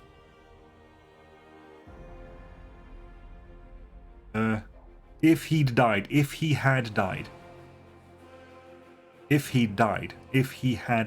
The apostrophe D is had. Yeah, it's... if he had died, yeah, if he died. Yeah, so chaotic. You should have either... You should have exiled him, let him go wherever he wanted. That way he would have either changed his life for the better, or realized he had no one to blame but himself. Perhaps exile would have been a more merciful sentence than decades of service among those who despised him. I was hoping he might atone for his guilt with a heroic act, but he likely decided that atonement was impossible, and he might as well give himself over to evil. What forces are at my disposal? Everyone we saw today at the parade. Oh my god, my nose. First among them, the Eagle Watch, who remain a powerful force thanks to Irabeth's resourcefulness. Also marching with you are several minor knightly orders, as the minor volunteer units like to be called. And finally, I have personally selected some recruits from Neurosian. They have little in the way of battle experience, but great determination and a thirst to prove themselves. I've always thought that an army benefits from at least one such unit. These forces, as I said, are not enough for a march on Dresden. You will have to hire additional troops with the funds that have been provided to you. But for a brave commander, and I hope you are one, that is just the beginning. If you retake Dresden, recover the holy power of the Sword of Valor, and gain a foothold in the region, then new armies will join under your banner. The Fifth Crusade is only beginning. Many battles and victories lie ahead. It's been decades and no one has managed to retake the city. Why do you think we're different? We have a chance now that we haven't seen in decades. But it's more than that. You created this chance for us by foiling the demon's plans in Canabris. The army who attacked the city came straight from Dresden. Demon hordes from the Abyss are usually encamped there, but many of them perished on the streets of Canabris. We must attack swiftly before they can restore their forces. When the city is free and the Sword of Valor appears before our soldiers, they won't be sending in any more reinforcements. Demons cannot teleport into an area protected by the banner of the goddess. What about long-term goals? Do you know how to get rid of the world wound forever? Now you are talking like a real knight commander. However, answering your question is not easy. To win this war, we must bar the demon's way. There are a few planar rifts leading to the Abyss across the territory we call the World Wound. The best specialists we could find have tried to close them on separate occasions, with no success, as you may have guessed. The World Wound is more than just a chain of portals to the Abyss. We do not understand its nature yet. The methods of rift closure known to magical science simply do not work here. However, we have a hypothesis, and a rather well-grounded one, that we must begin at the source of the problem, the place where the World Wound was opened. The main rift lies through the city of Iz and the Threshold Fortress, deep in the former lands of Socorus. We have never managed to fight our way so far and gain a foothold to allow the mages to explore the origins of the World Wound. So, Mages. the next step After you Mages. succeed in Dresden is an offensive push deeper into the world wound, with the aim of reaching Threshold. The very threshold of the abyss. Mages. Wonderful. Did you know that souls of angels from heaven were confined in the Wardstone? I had guessed as much. Many angels fought alongside us in the First Crusade. Heaven was unable to mobilize its full might to aid us, but individual Celestials volunteered to fight for our cause. Then one day, they all vanished, saying that they were setting off on an important mission. Not long after, Iomede's herald erected the first wardstone in Kenobris, and then the others in cities across Mendev. Even back then, I had nagging doubts, but my faith in Iomede easily assuaged them. It is for us to serve the goddess after all, not to question her works. What is your accent? Because your accent is very weird. Across Mendev. Nevertheless, I am pleased that you solved the mystery of the wardstone in Kenobris, and were able to save this gift of Iomede. It was a deed worthy of a knight commander of the Fifth Crusade. You should know I received an unusual gift in the caves beneath Kenobris. In a vision I saw the death of an angel called Lariel. Somehow he was able to grant me the ability to reveal the light of heaven. Lariel. I knew him. He disappeared shortly before the world Disappeared? grew. What is your Dresden accent? fell into the enemy's hands. In the chaos, we had more important concerns than Important. investigating the fate of a single angel. Even one so righteous and beloved as Lariel. And afterward, matters took a turn for the worse. The angels left us to go on this special mission. It is so strange to hear the names I used to hear when I was young, like getting a message from the past. It is sad news, but it brings me back to the times when we strongly believed in our victory, and we rushed headlong toward it without fear. Could it be that such times have come again? And what are you going to do? Overlooking a spot of insubordination just at the moment. However, I shall answer you. I shall prepare the defenses at Nerosian and all the other border cities and plan the future of the Fifth Crusade. Does that satisfy your curiosity, Knight Commander? My queen, I'd ask you to remain with us. The Dresden campaign is hope of crusade, and the blessing of Iomede that you carry may have been said. You know what? No, you're cool. You can ask her to stay with you, and I think we're okay. I wonder what the Aeon one would have been. We don't get to see that because we didn't pick the Aeon path. The eyes of the Aeon are shut for me. Thank you for your reply. Of course. The task is clear. Splendid. Ah, yes. We have one final matter to attend to. It should be rather enjoyable. Count, there you are. You received my instruction?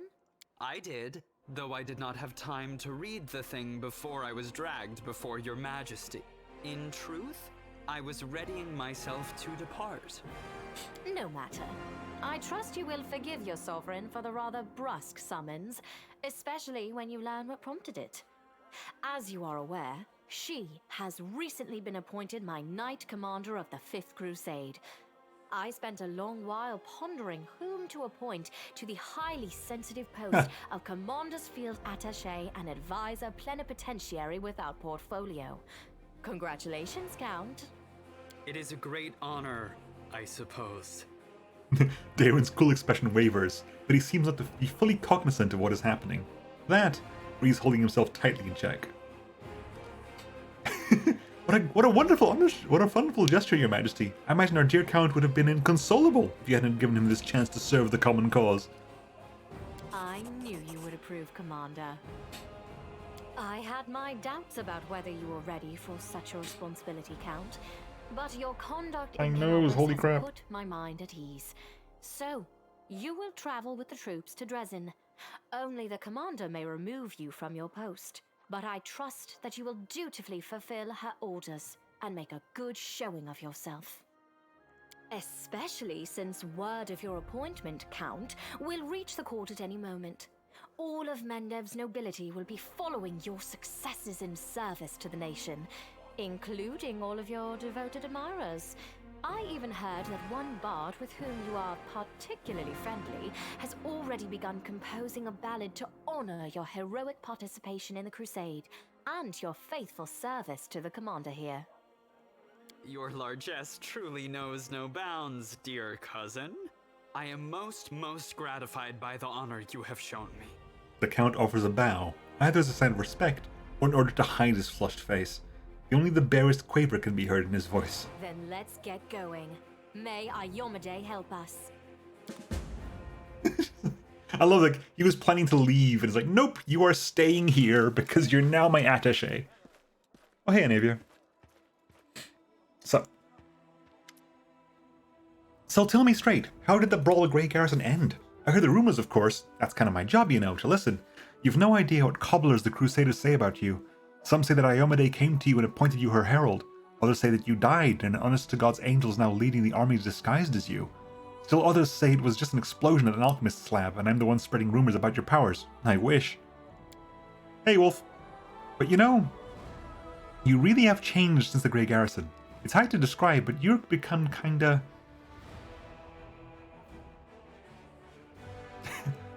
stronger? More charismatic? More stately? Smarter? More dangerous? More charismatic? More dangerous? I have a gut instinct about these things. If I didn't, I'd already be dead. You're dangerous, Commander, and by Desna, I hope you'll be dangerous to our enemies and not to us. Or to yourself. What's to yourself now? Let's have a quick rest, just because we have to get some spells back. Oh, who's gonna cook for me? Dayron, you're my best cook. Social, hello. Hi. I guess we have a new party member. I got heavy iron hand iron gem. Screw our country, I want to live. It's been such a long time since I watched Iron Giant. It's been a criminally long time. Oh, no, God no. Dayron, and you can help out. And scroll scribing, of course, you. You're gonna scribe what?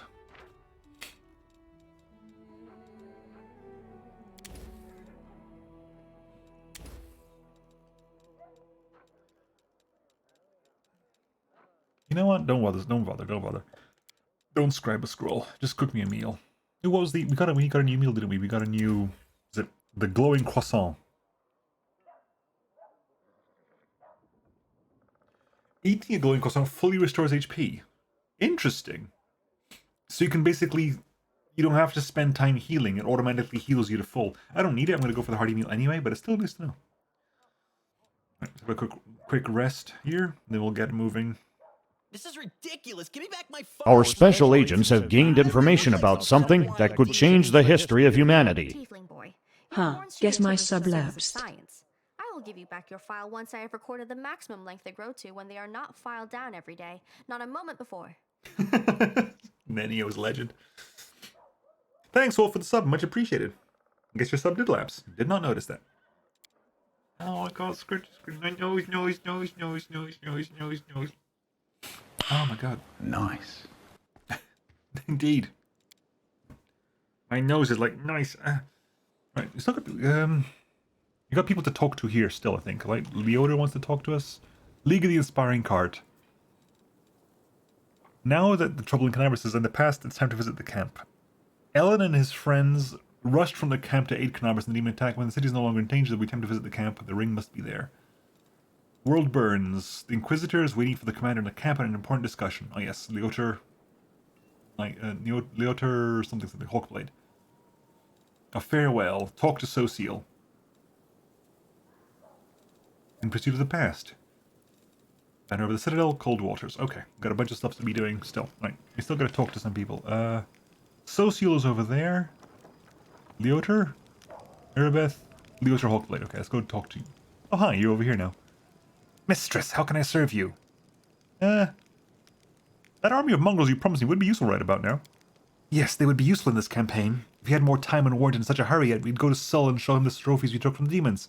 He'd stop shaking in fear and summon the tribes. But the way I see it, we don't have time to waste right now. We'll have to deal with Sol after we conquer Dresden. What do you think of your new powers? Oh, I made the right choice when I decided to serve you, mistress. This power you've given me. I always felt I was destined to possess such might.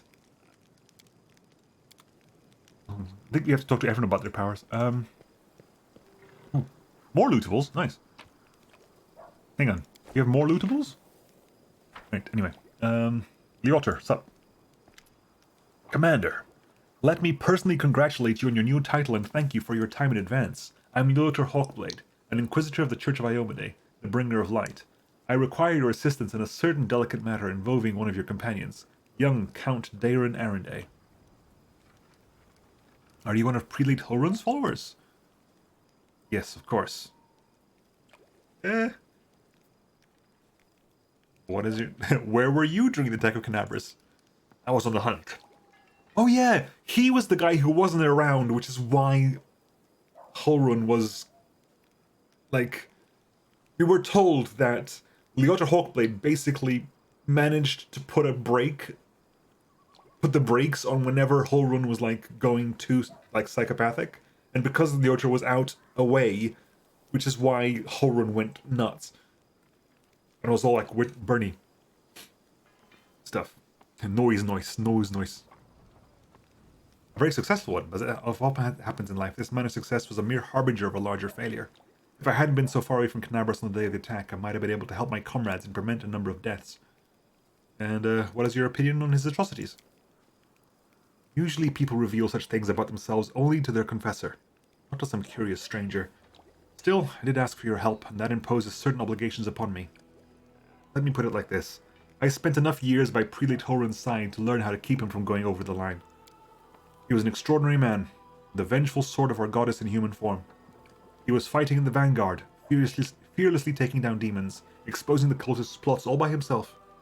He had served the Inquisition twice as long as I have, and eventually his own paranoia and monumental sense of responsibility eroded his mind. May Iomade guard his soul. Thank you. We're not going to talk about the fact that I had to kill him. It's not an easy topic for me. I prefer not to discuss this again. What brings you here? I'd ask you to assist the Church of Iomade in an investigation of the utmost importance. I understand that the leader of the crusade has plenty of other matters to attend to, but please allow me to tell you the details. Perhaps it will explain why I'm calling upon you. I suppose that you already have heard about Count Arendae's story. I refer to the tragedy at the Heaven's Edge estate. We have heard about it. Basically, when Dairon was very young, there was a huge party at the Heaven's Edge estate with like his whole family there and loads of nobles from all over Mendev. And basically, the demons unleashed a demonic plague that killed everybody apart from Dairon. About 10 years ago, several powerful demons managed to penetrate the Wardstone barrier and commit mass murder of all the guests who attended the feast in celebration of young Dairon's birthday. The unknown magical disease they had brought wiped out the whole estate in less than a day. That was not a unique case in itself. The demons had attempted such raids on Mendavian lands before, but they had never dared target such a well-protected place. The Arendae family was exceptionally rich. The estate was protected by elite bodyguards. There were several strong and righteous paladins among the guests. Moreover, the revered Nestrid, Dairon's tutor, was one of the most powerful priests of Iomade in the vicinity. All of them died, nonetheless, except for the young count, who had suddenly manifested his outstanding sacred healing powers. Was that a divine miracle, or a curse? That remains to be seen. You're going to investigate this old case again, aren't you? Yes, I am. I have several reasons to doubt the widely shared account of what exactly happened at the estate and how it happened. You see, Commander, I was among those sent to examine the estate after the incident. I saw everything with my own eyes, and I still remember it clearly, even though it feels like it happened a lifetime ago. Heaven's Edge was a unique place that still carried the spirit of old Mendev before the World Wound. And yet on that day it turned into a labyrinthine house of horrors, like something only seen in our nightmares. Apologies for the digression. I wanted to tell you about my suspicions. Everything about the incident seems odd. Why was the only person left alive a young boy with a newfound talent for divine magic? Why did nobody send to Canabras for help, even though the agony spanned many hours? We found the demons dead, with their heads cut off, when we got into the estate.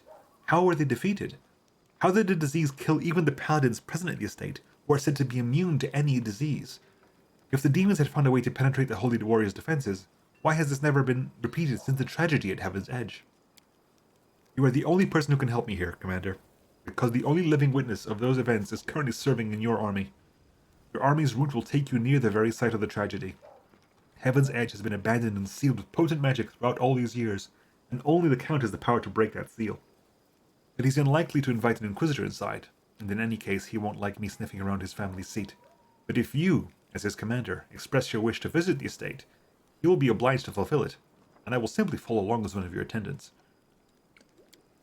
There are 100 ways and 1,000 paths and a myriad loopholes of human lives that the forces of evil can use to their advantage. I am not sure which one of those led the demons to the gates of Heaven's Edge, but I do know it wasn't a simple raid the kind Crusaders face every day. That incident involved a significantly more powerful entity, and that is why I'm asking for your help. We cannot be sure that such a tragedy won't happen again. We will uncover the truth. You've already been to the estate several times. What do you expect to find now? I was a young and inexperienced Inquisitor when I was first visited Heaven's Edge 10 years ago. My skills have improved significantly since then, and I have paid dearly for that. My arsenal includes many spells and techniques dedicated to gathering information about people and events. Almost all of them require me to be physically present in the place where the event in question happened. That is why I must return to Heaven's Edge. Why can't you just search the estate yourself without involving me? The estate was abandoned and sealed with powerful containment enchantments that only the Count himself can lift. That is not the main reason, however. The main reason is that Count Arundel is not officially under investigation by the Inquisition, so I couldn't just break into his house even if I found a way to bypass the spells. This is a serious matter. A matter that threatens the reputation of the entire Church of Iomedae, and my own organization in particular. We'd made more than enough unforgivable mistakes during the Third Crusade. They're still dealing with their consequences. Your presence will give my investigation the necessary legitimacy, Commander. But there's more. My nose is still itching. Leoter, forgive me. In addition to getting official permission, I'd also like to bring an independent third-party investigator to the case. Someone independent, but well-respected, and you fit this role perfectly. Did you question Daeron himself? I did, but the Count insisted he couldn't remember anything about the incident due to severe shock. He saw the demons at the very beginning, when they appeared at the celebration to announce the onset of the plague and mock their victims. He also witnessed the death of his mother, Countess Selena. That was all he would tell me. He had found the young Count sleeping like a log on the floor in one of the rear chambers, having drunk about half the family wine cellar all by himself. There's no reason to disbelieve him on that matter. So you suspect that Daeron is hiding something? That he's to blame for the tragedy? I deliberately refuse to entertain any theories or suspicions so that it doesn't affect the investigation.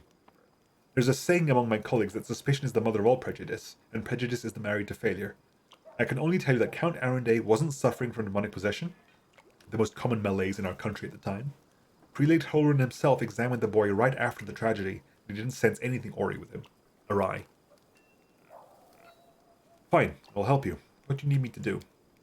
Thank you, Commander. Now I ask you to speak to the Count and tell him that you wish to see Heaven's Edge. Please do not inform him of my presence right away. I will join your escort when it is time to travel to the estate. When we get there, I will also require your help during the investigation. You'll have to follow me, observing my actions as an independent witness. What do you do? I think I had a cold coming on, and I really don't want that to be the case. I went out to get a haircut today, and it was very cold, and my head lost the protection of a large amount of hair. So I think it got a bit chilly. If you have any other questions, please feel free to ask me. I'll remain here a while. Tell me more about yourself, Inquisitor. I want to know who I'm dealing with. I am Ulfin by birth, but I have lived in Mendev most of my life, dedicating myself to the service of the Inheritor. My warrior brethren mostly worship Gorum, but I have never been eager to fight for the sake of battle alone.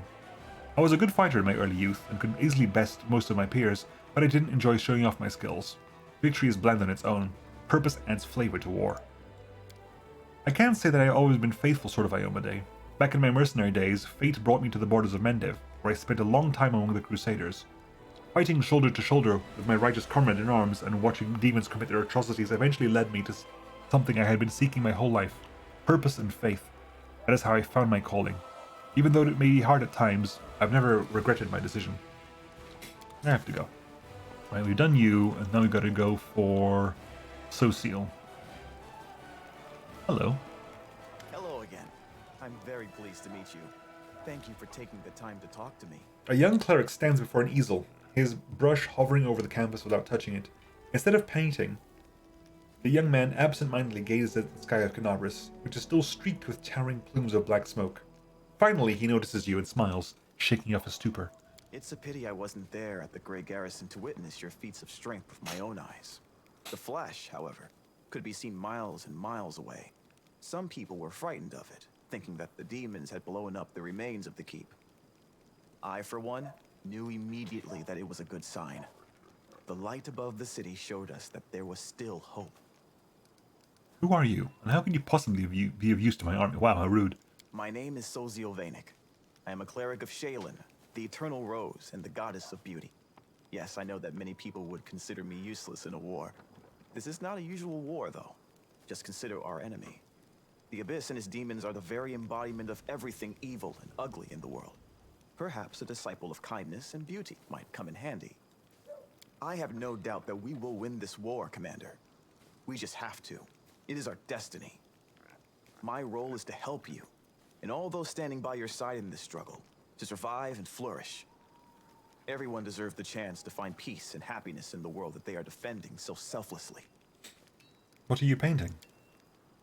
The cleric's eyes linger mournfully on the canvas. The unfinished painting depicts a temple crowned with a rainbow-tailed bird, the symbol of Shaylin. 5 people dressed in robes stand before the temple. Men and women, young and old, they all gaze back at you with radiant happiness and joy in their serene eyes. My brothers and sisters in faith. They sent me for help, and then they saved my life, Commander. If the Prioress hadn't ordered me to escape the city and seek help, I would have died right along with them. Instead, I met Queen Galfrey on my way to Nerosian, and hurriedly returned to Canabris, only to find my friends dead on the steps of our desecrated temple. I want to draw them the way they live on in my memory. Wise, beautiful, and loyal to their goddess and their city to the very end. This is why you have to treasure every moment you spend with the ones you love. Today you're together, but who knows what tomorrow may bring. You're right. I took their company for granted and never even imagined that they might just disappear in the blink of an eye. So many words left unspoken. Now it's my duty to make sure my friends and tutors did not die in vain. I will honor their sacrifice by making this world a bit more beautiful and kind. What made an artist enlist in the army? Perhaps I am a true artist, or simply an amateur who defaces canvases in my spare time. My goddess is a patron of art, so painting is part of my prayer, and I put all my heart into my pieces. But I am a cleric above all else, so I must also tend to others.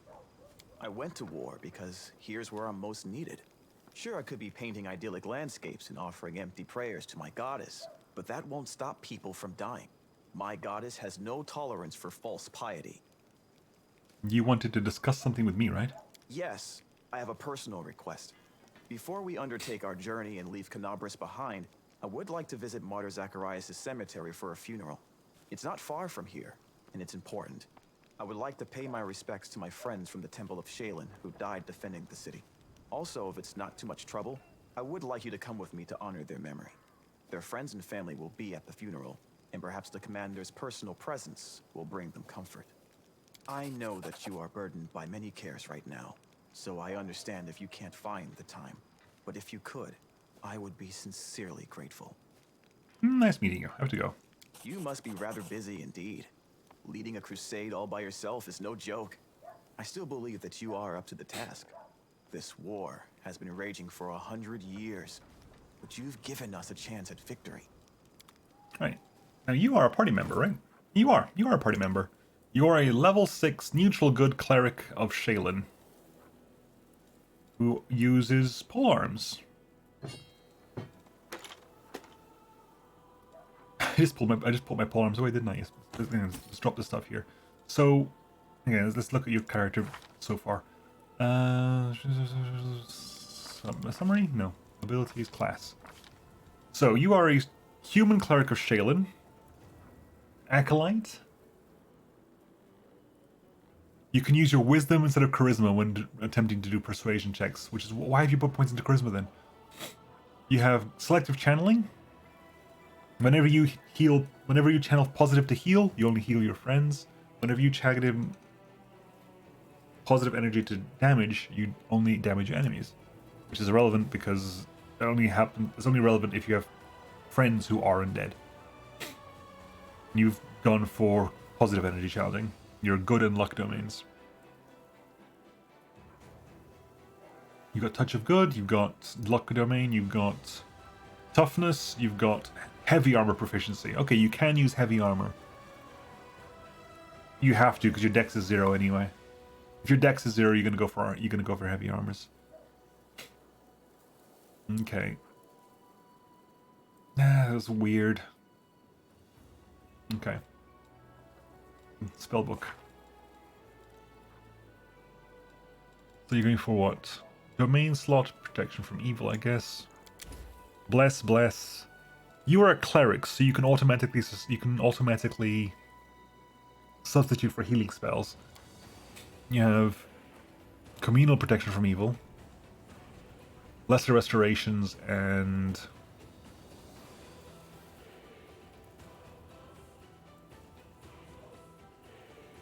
I mean, that's the same thing as that. You just get to do it for free.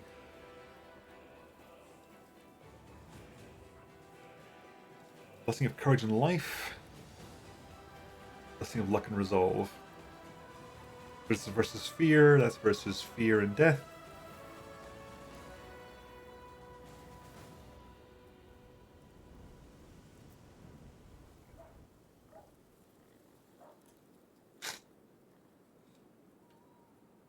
Bone Shaker, delay poison, moderate wounds, effortless armor.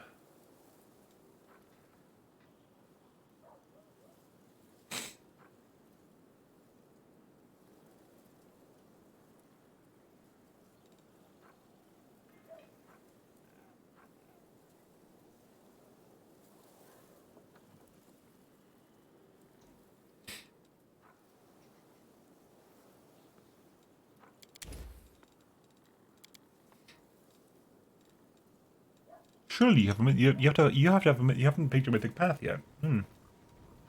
Dispel magic, prayer.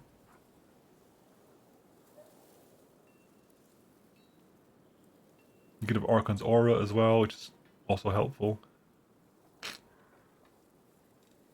Searing light.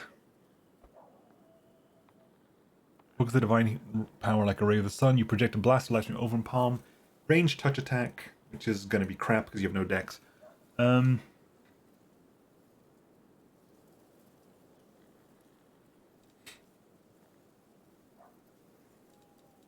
need to find out how I'm going to build you. What I'm going to do right now is quick chat. Thank you. This is my time to shine. I want to talk to other people about their abilities. Oh, the golem is here. And you got wisdom back, nice. Hang on, has everyone got their powers back? You got your wisdom back. You have to have your wisdom restored as well. Commander, allow me to say something. This wasn't a war. Before you, this wasn't a war. It was agony, drawn out over decades. No one believed in victory anymore. When the demons attacked the city, for some it was a relief. At least the end had come. They laid down their weapons and surrendered without a fight. I felt the same thing, but I somehow got through on stubbornness and the vague hope that if nobody found Anivia's body, she might, by some miracle, have survived. That miracle was you. You returned my beloved to me when I'd nearly lost all hope of seeing her alive again. Then you went on a suicide mission to the Grey Garrison and won the city back for us. You turned a defeat into a victory. I know it wasn't easy, but you make everything seem so effortless. You do everything just like that.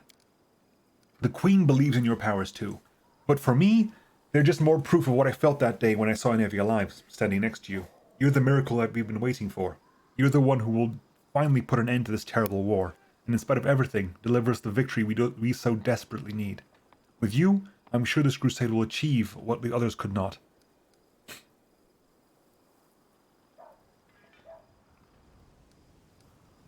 I found a scabbard with your family name in the Grey Garrison. This scabbard held the solemn hour, my family's sword. My father once fought with it, and I took it when I left home to become a paladin. Alas, it was not stolen. I parted with my heirloom willingly to help someone dear to me. Anevia needed expensive healing, and, having no other way to procure the money, I pawned my father's sword. I think he would have understood. I'm sure he would have given up everything to help the family. I hoped to redeem the solemn hour eventually, but there was never enough money, and soon the sword disappeared from the pawnshop altogether. I have no idea who took it. Seems like I'll have to part with my father's sword forever. Is Anevia sick? You'll forgive me if I don't go into detail. It is a private matter. Suffice to say, everything is fine now. The treatment was costly, but it was worth it.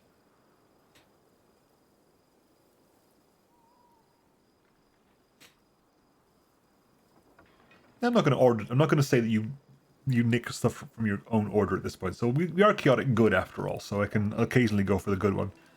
I can see that you truly love her. A delicate blush appears on Erebeth's cheeks. She nods silently. My parents were loyal servants, yet it wasn't enough to earn them a title or coat of arms. Still, however humble our name might be, it is worth something. I don't know if I'll ever see the solemn hour again, but at least I have its scabbard back. Thank you. So it turns out that the Queen had her head of counterintelligence watching me. I wonder why. Do you think the Queen doesn't trust you?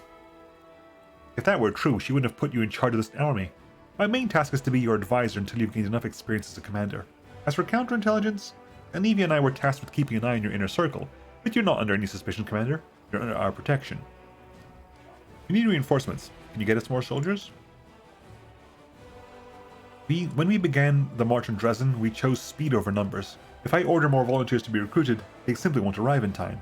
We could pay mages to deliver the troops to the camp, except I doubt our army coffers could afford it. If you could spare 7,500 gold coins, I will see to our reinforcements. You have your orders. Give me my soldiers. This is going to be a war after all. Consider it done. It's hard to believe your origin is so humble. You deserve a noble title more than many who inherit them. Thank you, Commander. It's an honor to hear that, especially from you. Every noble family begins somewhere. You must have heard the recent story from the stolen lands in the River Kingdoms? Just imagine coming from nowhere and making it all the way to the royal crown in just a few years. Yes, Budjoni Balalak, King Baron of the stolen lands. Sometimes I wonder what would happen if I managed to distinguish myself somehow. But then I push away such unworthy, selfish thoughts, of course. We don't fight for rewards. The fate of the world is at stake. And yet, I have to go. I do like Erebeth. Happy to be of service, and may Shaylin brighten and vivify your day. Erebeth, what is this thing doing in our camp? It's under my supervision. Since the day we were blessed with this shiny chatterbox, may Shaylin brighten and vivify its day, there have been 16 attempted thefts. 2 by those I had entrusted with protecting it. You think we should have left it in a ravaged city to be You think we should have left it in a ravaged city so some smart aleck could chop it up? No. It's now in the property of the Crusade, which means I'm going to stand guard over it even if I have to keep this beautiful oaf in the command tent. Happy to be of service, and may Shaylin brighten your day. Oh, come on, you transmog machine. Anything in your tent right now? Does anything like respawn in here? Yes. Thank you.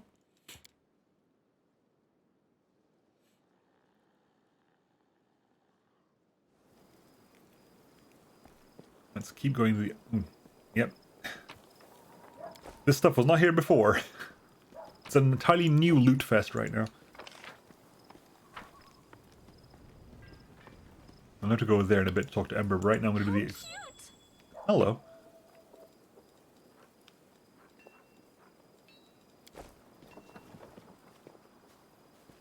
Hey, Nanio. Ah, girl, there you are. Very good, just in time. You'll be delighted to know I need you for an experiment. So, the great garrison stands roofless. Demons are running for the hills with their tails between their legs. Mendev's queen... What's her name? It's on the tip of my... Ah, yes, Galfrey. Is scurrying to and fro, and all of this is somehow connected to you, my loyal follower. Thus far, there is no scientific evidence of your exceptionality if one discounts blind faith and divine intervention, which I do. We, people of science, refuse to believe in inexplicable without any proof. We are the ones who explain the inexplicable. And therefore, open your mouth and say ah to me. Ah. Nenio peers into your mouth with a practiced eye. Alright, your throat's fine, tongue looks perfectly normal, your breath... The smell is in line with the regular functioning of the digestive system. Now for your teeth. She sticks one hand in your mouth and probes each of your teeth in turn with the skill of a seasoned dentist. No detectable alterations. By the way, did you know that many individuals, while being wholly civilized representatives of their races, still have an amazingly powerful bite? As if suddenly recalling something, Nenio promptly pulls her hand out from your mouth. Are you trying to find a correlation between fang length and civility? For the good of science, I look for correlations everywhere and in everything. How can you prove there's no correlation if you don't bother to look for one? If someone gets on my nerves, I can bite hard enough too. Can you? We must definitely test that someday. But not today. Now we are conducting an experiment of a different kind. Oh crap, damn it. Moving on. Alright, what do we have next? Ears. Let's check your hearing. Testing! Nenio yells right in your ear in nonsense satisfaction as she observes your reaction. Your hearing is fine. It was fine. But don't worry, it's scientifically proven that it should return to normal soon. Next.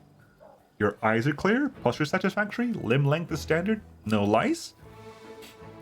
She stops, rubs her chin in contemplation and, in a slightly dejected tone, says, Girl, you're the picture of health. It's a pity. I was hoping to find some anomaly. Now let's assess your mental state. Imagine a hypothetical situation. You are a tree. 2 squirrels have found their way into your hollow and are now copulating there. What do? I do precisely nothing, because I'm a tree. An unconscious act of withdrawal along with a lack of trust in your own abilities. Or perhaps just a healthy dose of pragmatism. On to the next question. Another hypothetical situation. You are a tomato. You have just been picked from a vegetable patch and put into a crate. You know what, today? The cook will use half of the tomatoes from your crate to make the soup. What do?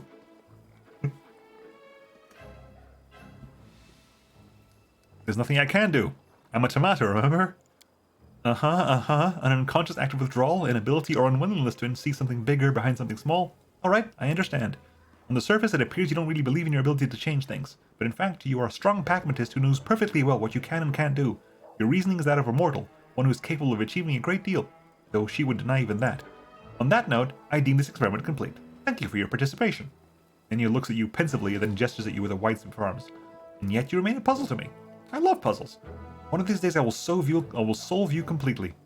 Unless I forget. Now I have time to answer your questions. Come on, ask away.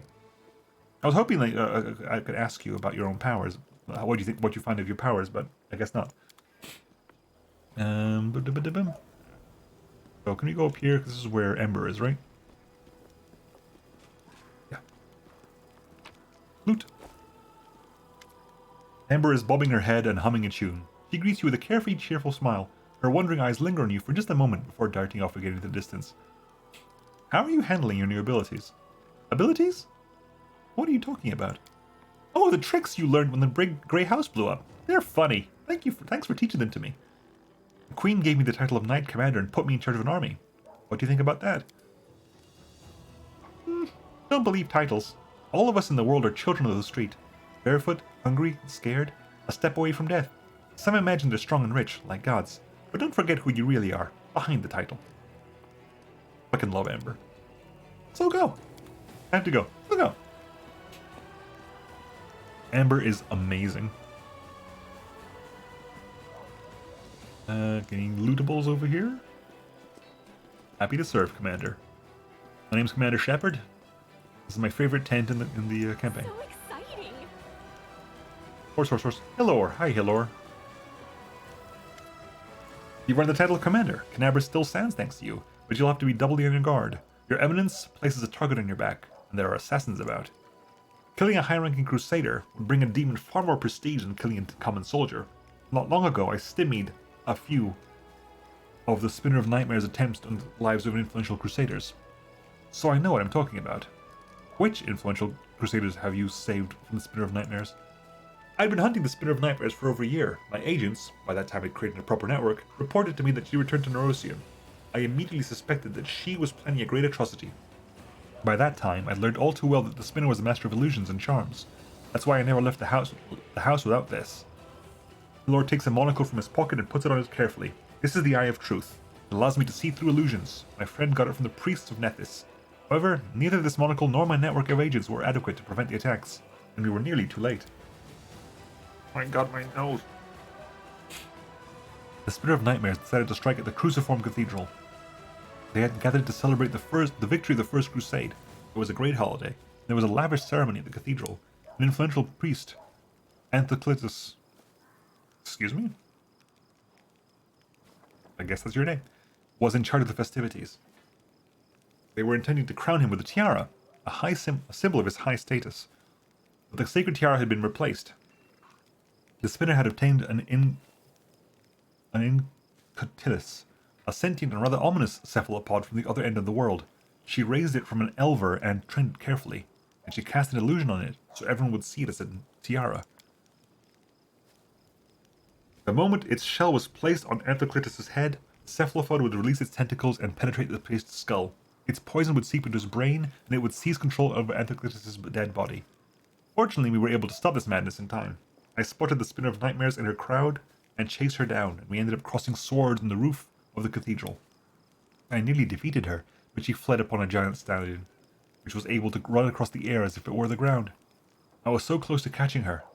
She suffered a setback, but I let her escape. You keep telling me about your Spinner of Nightmares story. So you're here, so we can do retraining if we have to. With grace? Nura Dandiwar.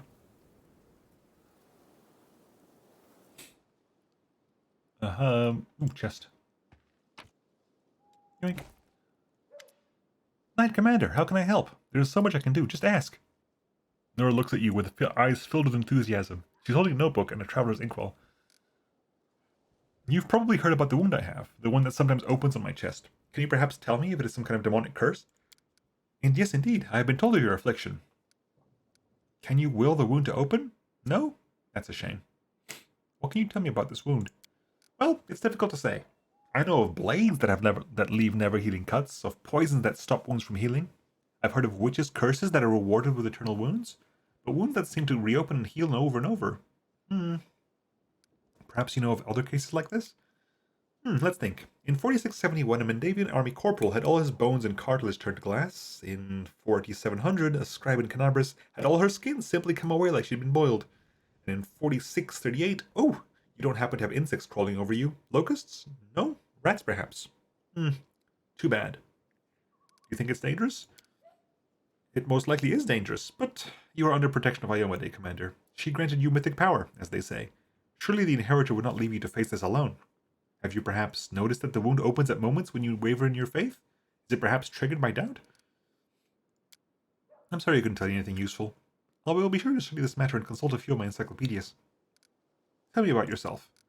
Oh my, I could tell you so many amazing things, and you choose the most boring one of all. But alright, about myself then. Where are you from? Isger?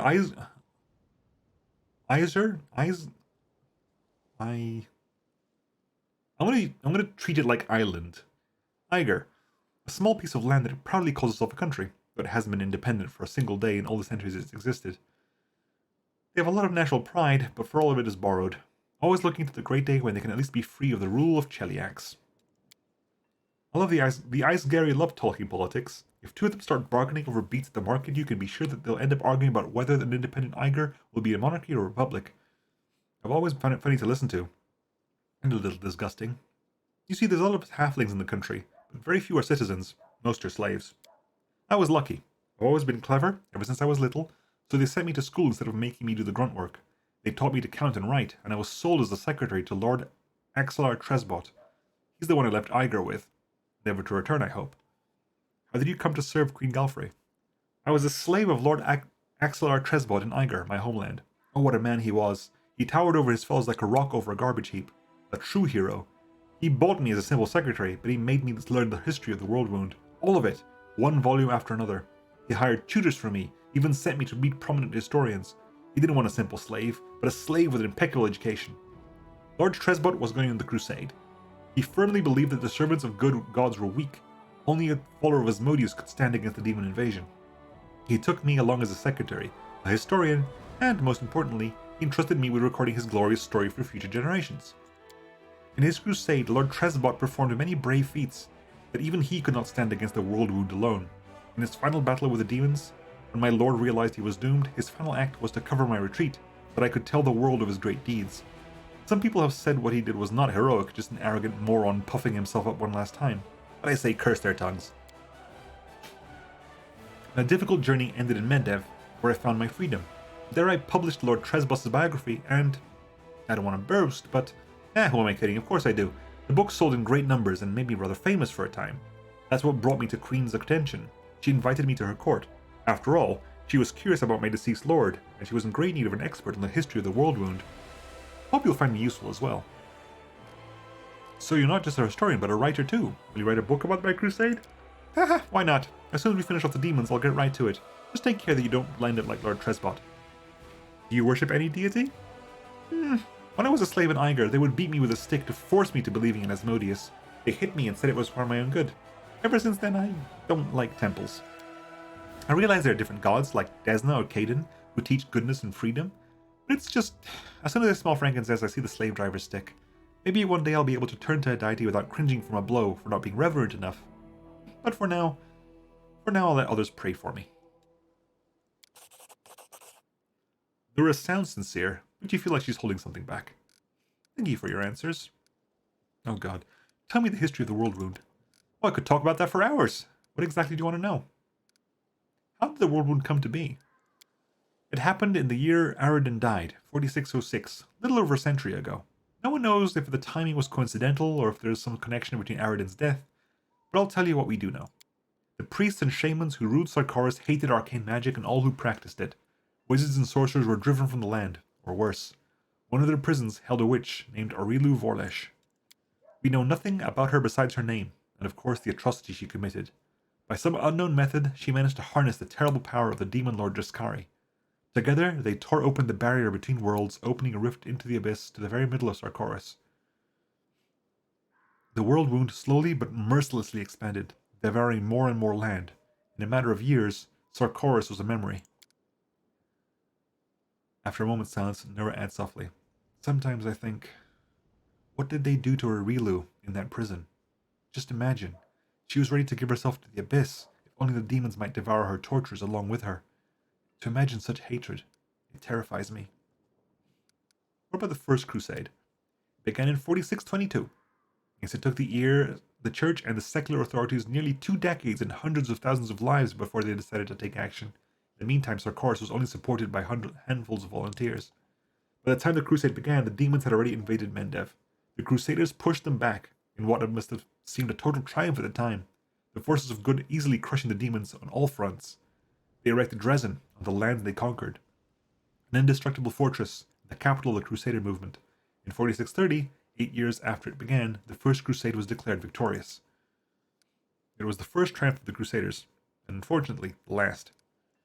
In 4638, the world wound suddenly started expanding, and a new wave of demons appeared. The Crusaders were all but delighted. Last time, they'd routed the forces of the Abyss, and they'd welcomed another chance to prove themselves. But this time, everything was different. Instead of scattered gangs, they faced a large and organized army. Dresden was besieged. The Crusaders lost all the lands they'd won back before. They had to retreat, and all that remained of Sarkoris was left to the demons. But while the monsters were devouring the unprotected lands, the Crusaders erected a chain of ward stones along the border with the world wound. We have Iomade and their herald to thank for their help. It was the Second Crusade's only victory, but it halted the wound's growth. The catastrophe had become a stalemate, at the cost of tremendous sacrifice. About 50 years after the opening of the world wound, Jaskari found an ally. Baphomet entered the war, a cunning, insidious demon lord who preferred deception to open conquest. He set his enemies against each other and lured the virtuous into the path of wickedness. Traitors appeared among the Crusaders, secret agents of his cult. For a time, no one suspected a thing, even as they watched helplessly as the Crusader movement fell to ruin. Where once valor proudly stood, now greed and dumb cruelty reigned, and outrage was drowned in apathy. In 4665, the church announced a new crusade, hoping to boost morale. They didn't succeed, to put it mildly. Some fought the demons in earnest, and for a time they even dared to hope to take Dresden. But the Third Crusade would be remembered as a witch hunt, in every sense. The Inquisitors hoped to purge any cultists from the ranks of fighters, but instead they got a barrage of denunciations, widespread suspicion, and innocent victims. It sometimes happened that two orders would denounce each other as traitors and wipe each other out, much to the demons' delight. Just 3 years later, in 4668, the church put the disgrace to an end. Of all the crusades, that one was the least glorious. The Fourth Crusade. Of course, the demons had no intention of sitting quietly caged behind the ward stones. They kept attacking Canabras, trying to reach the stone and destroy it, or just scratch its surface, or, even if that wasn't possible, befoul it. The Crusaders drove the demons away from the city again and again. The Fourth Crusade would last for 15 years, an exhausting study in positional warfare. The demons attacked, and they were pushed back. The Crusaders went to the offensive, but were forced to retreat, and all the while the losses were tremendous. The Fourth Crusade's only achievement was that they didn't let a single wardstone fall. They didn't retake a sliver of land, to say nothing of Dresden. So many lives to just maintain the stalemate. You can imagine how that affected morale. Thank you for your answers. I have to go. Right. That's great. We've cleared like half the tents by this point. So I'm gonna go down here. I'm gonna loop around so we can end talking to the guy who can sell all the stuff to. Oh, you got some wisdom back as well. That's nice. Mysterious elf. Damn it! You again, soldier. Well, sir? I saw you talking to the girl hiding her face. Who was she and what did she want? I don't know, Commander. She never introduced herself, but I bet she's not part of our army. I know all our soldiers by name or by sight. She was looking for some elf volunteer, wanted to know which tent he was sleeping in. At first I thought she was a messenger from Mendev. She definitely wasn't one of us, but now I see how it looks mighty shifty. She was some sort of spy then. Volgif? What do you think of my new powers? You mean what you did back there? I have a few ideas. We could send you to Pytax Underground Arena to fight, give you a scary lane like Swift Sting or something like that. Give you a great cover story, enemies burn down your house, you're avenging your dead family. The public eats that stuff up. You'll wear a shiny eye-catching outfit, or a black one if you like black better. We'll split the prize money 60-40. 60 for me, of course. You know, arranging fights isn't easy. Those people are tough. I'll be taking more risk than you. And after we get set up in Pytax, we'll tour different cities and make some real money. What? You don't like the sound of it? Have any other suggestions? I've got one more. Have you heard of Razmiran? It's some land in the River Kingdoms ruled by King Razmir. A friend of mine used to live in Razmiran. He got out of there as fast as he could. Long story short, this King Razmir of theirs is a god. He keeps his people under his heel. They're all terrified of what he might do. He sits on his throne wearing some white mask, giving power to anyone. Come and take power from me, he says, so long as you believe in me. But that friend of mine, the one who fled, was a half-sister on his old man's side, who's a cook in the castle and a washerwoman who the cook plays cards with in the... Wow, okay.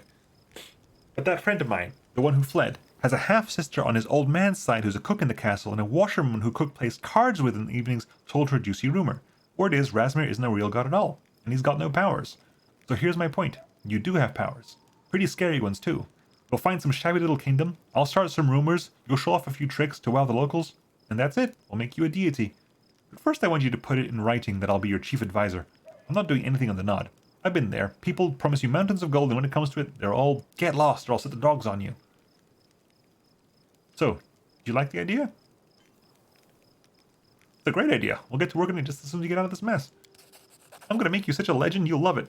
A survivor in Canabras becomes a goddess, and we'll make you a cult that'll put Iomedes to shame.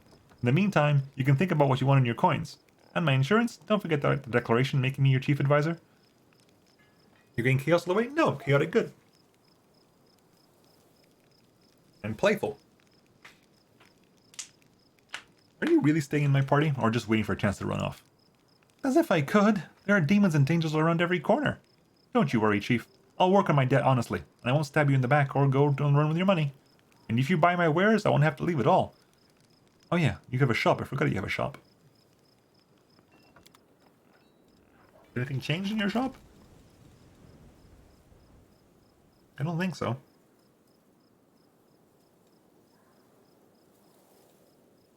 No.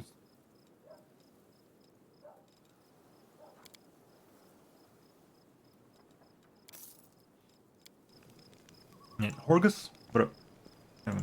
Loot.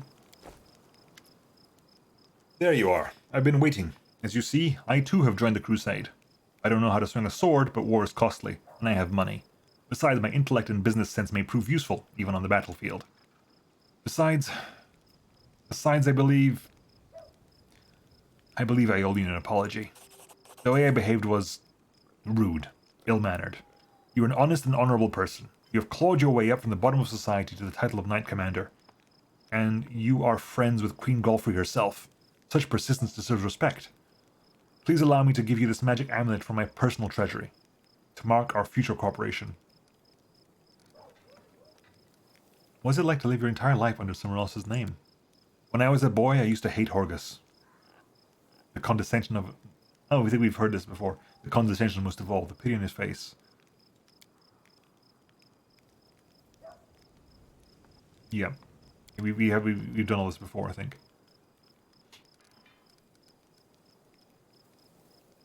Again, he's not Horgus Squirm, he just took the name Horgus Squirm. And why did you hide the fact that Camellia is your daughter?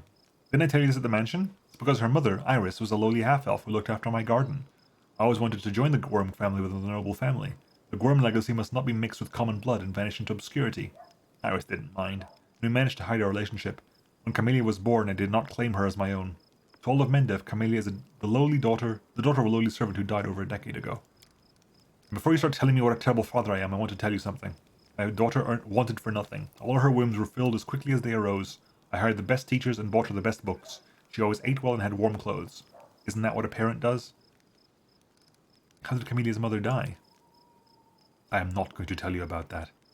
Some things ought to remain private. What can you tell me about Count Daron Arendelle? The nobles of Canabras should be acquainted with each other, shouldn't they? He's a brilliant young man with a brilliant pedigree. And that story of his, the nobility is the glue that keeps our society together. I suppose that is why the demons so often choose their estates as primary targets. Who would notice the demons' bloody massacres if they only slaughtered poor country folk? The Arendelle families shared the tragic plight of the Gwyrms. Along with many other members of the nobility, they fell victim to a treacherous attack during a major celebration taking place at their family estate.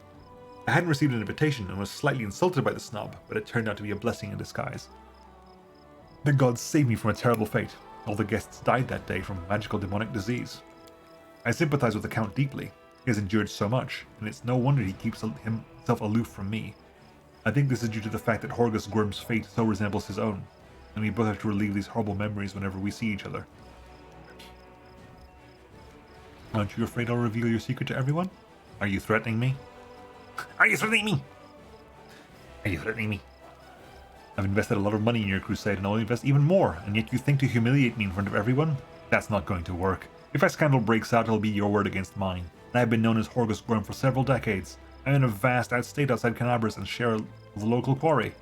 I will defend my good name to the end. Your claims will seem like vile slander. I'll see to that. Horgus' face becomes blotchy, his eyes pop out of their sockets. He calms us off with visible effort. However, I do hope it won't come to any of that. We're all here for a common cause, victory over the demons, and I intend to see this business through. Why have you decided to support the Crusades now? With all due respect, that's none of your business. I have my reasons. Perhaps I felt a rush of patriotism when Canabras was destroyed. Anyway, why would you think I never supported the Crusaders? Perhaps I simply don't like to brag about my donations. Ostentatious charity only attracts beggars. I'd reckon that Irabeth has no idea whose money she's been spending on drinks and supplies. Adventures are exciting. Aren't they just? Greetings. So you're Horgus' daughter. You've discovered my most terrible secret. Father cares so much about the Gwyrm name that he raised me in our mansion, hiding me away from the whole world. I'll always be grateful to my father for everything he's done for me, even if men in society somewhat disapproves of his decisions. Would it be insolent of me to beg for your discretion regarding what you know about us?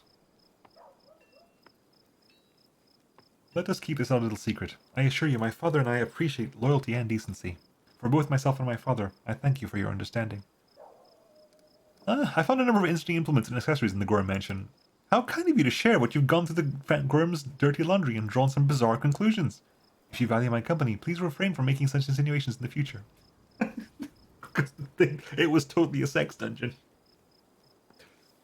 There were like ball gags and whips and like all that kind of stuff. What do you think of the powers you received from me? People of noble descent grow accustomed to ample opportunity. The powers I received from you are useful, but I see no point in treating them with excessive piety. Okay. Does this change anything from you? Nope. Good. Oh, Elan! Curl! The knight is so absorbed in reading the letter he takes no notice of you or anything around him. He smiles and seems like he's about to kiss the paper. I wonder when you'll see a real battle. Everything so far has just been a warm-up. What does Sheila call us? The League of the Inspiring Card? I wish you could set up an official knightly order with that name. How cute! Ooh, box. Hello. So, what do you reckon about everything that's come crashing down on us? All the responsibility, command, this new power? I haven't figured it out yet. We'll see what happens next. Watching and waiting is a good strategy. Probably. I'm still frightened by what happened in the Grey Garrison. Were we really chosen? By Iomade herself? You know, back when I was a snot-nosed kid who just started down the path to becoming a paladin, I imagined once or twice that I was going to do something heroic. The lights would shine down on me, the trumpets would sing, I'd hear the voice of the goddess, or at least her herald, you know? I'd be informed that I had been chosen for a great cause. But that's the point where my imagination always failed me. Snot-nosed paladin. Should you rename her? Well, there's the whole thing. Like, she became a paladin because she was a pickpocket. Like, she was a pickpocket who kept, like, stealing things. And one day, she stole the shiny helmet of a paladin who just, like, helped her. Like, she was hurt or something, and the paladin healed her wounds. And she stole the paladin's helmet. And then the paladin took an arrow to the head. So the paladin died because she stole the paladin's helmet. And she became a paladin to atone for that. So she was a snot-nosed little kid. Somehow, it really happened. Without all the trumpets or the herald or even anyone explaining what I had to do. Though it's clear as day, my place is here, in this demon-ridden wound. Quite a lovely war going on, in fact. Endless, I hear. I'm gonna need some time to wrap my head around this. Spare me an hour and I'll crawl into some dark corner and whine about my hard lot. What can I tell you? I cry easily. Yeah, catch you next time. Alright. Dun dun dun dun dun dun dun dun. Darren, hello. You must be so happy. So how do you like your new role, advisor? You also enjoy poking me with that stick, don't you? Imagine it. Me, a crusader. If my dearest cousin hoped to teach me a lesson, she managed it perfectly. An assignment I couldn't avoid without losing face. This idiotic journey leading straight into the demon's maws. I could have been on a pleasure boat right now, with the loveliest songstritten pint axe in my arm, and a bottle of the finest Kyonin wine to keep us company. Incidentally, I blame you for all this. I think Cousin Galfrey is to blame for everything that's happened to me. I suppose some of my misdeeds could be considered my own fault, but I can hardly be expected to take responsibility, can I? Certainly not. Therefore, I shall lay on all the blame at your door, and plot my revenge. Did you also receive a fraction of that unusual power? It looks like it. I genuinely hope that getting away from you would be the end of it. If your gift truly did come from Iomade, then giving me the smidgen of that power is a very subtle joke on her part. I had no idea that our divine lightbringer of Mendev had a sense of humor. Don't get me started on any acts of sacrilege against her. That obscene engraving, the truth about the test of the Starstone, is the tamest one by far. People say that you are deliberately trying Queen Galfrey's patience. Is that true? Does it even matter? All of Mendavian high society has declared war on me. Either they despise me or they're trying to steer me back onto the right path. I'm doing everything in my power to keep them on their toes. I relish the prospect of all this fun and of all the fun this method Canabras will bring. I shall either commission a song about the great Canabras fiasco from a certain talented bard, or confuse the jewelers with a rather tall order. A batch of silver dragon toys with detachable heads. Give me a week and I'll be in every shop in the capital.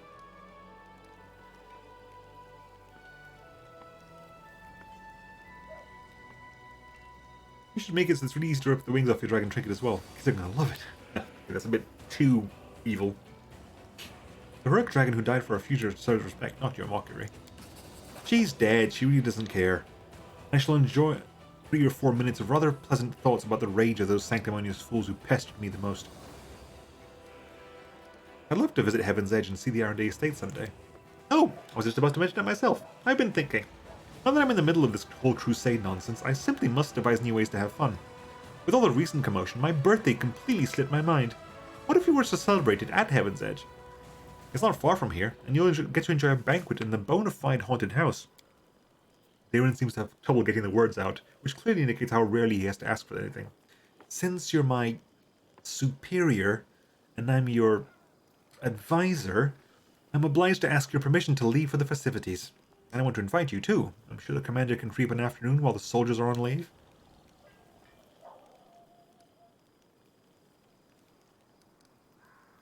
Are you really going to throw a banquet at the very place your whole family died?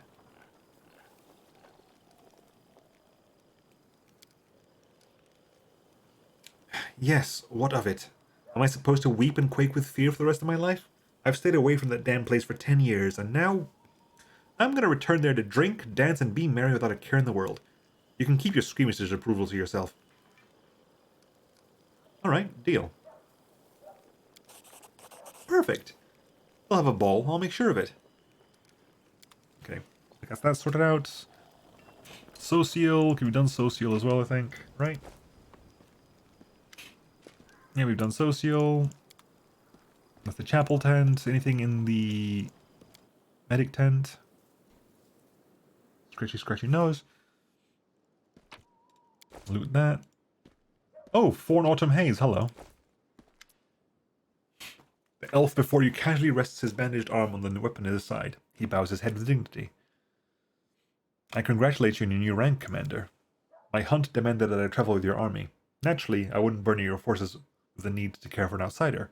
I provided myself with all the necessities. Cool.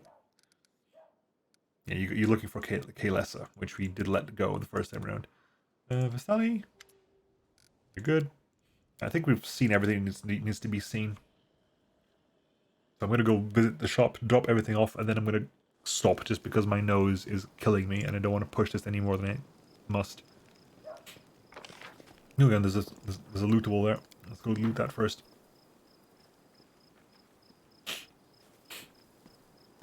There's something over Ooh, there. even more lootables. This is an anonymous pamphlet.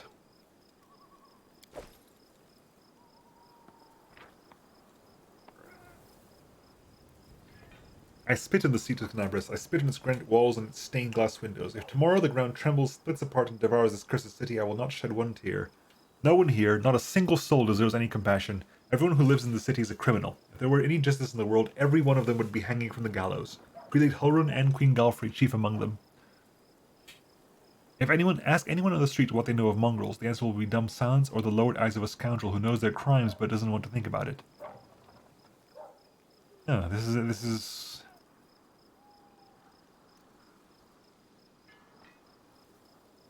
written by a mongrel. The only mongrel with us at the moment. The only mongrels that we know are Lan and Wendu. And this is definitely not written by Wendu. Wendu doesn't do stuff like this. Nor does Lan. Interesting. Right, let's go dump a bunch of stuff off. I don't trust my advisor that much. He's in my party. He's right there. He is, of course, neutral evil, so... like... I like the alignment spread so far. Neutral good, neutral evil, neutral, pure true neutral, neutral good, chaotic neutral, neutral evil, question mark, lawful good. So, good, good, neutral, neutral, evil, evil, good, question mark.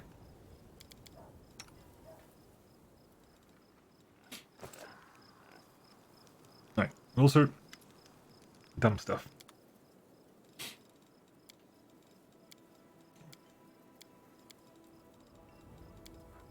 Nope. All, please, thank you. Is that everything? I think that's everything. All we picked up was ingredients. Decapitated head. Severing of the neck is unnaturally clean, and likely was performed using magic. You have no idea how these horrifying remains ended up in your belongings.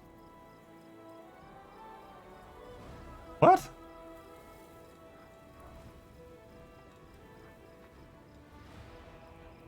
Okay. I think we're cleared up? Right, okay, we're good. Windows actually likes throwing it. You're not wrong. Right. We're gonna save here.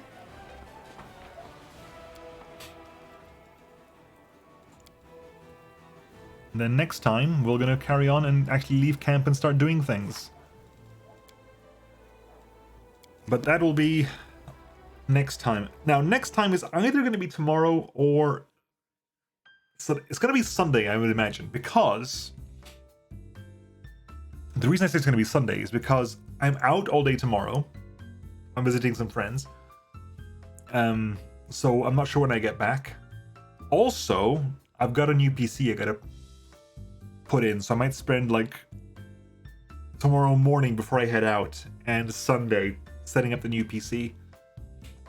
So I won't be able to. I want to get that properly done up definitely by Monday. Although I'm not going to be streaming Monday. Yeah, I don't think I'm around on Monday either. Bollocks. I'm gonna try to stream on Sunday night. That's my plan, is to try to stream on Sunday night. Hopefully be able to do something like that. Hopefully during Sunday I can get my PC set up enough that I can stream from it. But yeah, I'll catch you when that is. See if you can... Ooh!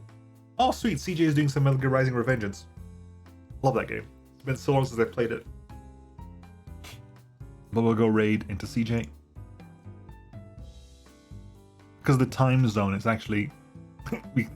CJ's actually is actually ahead.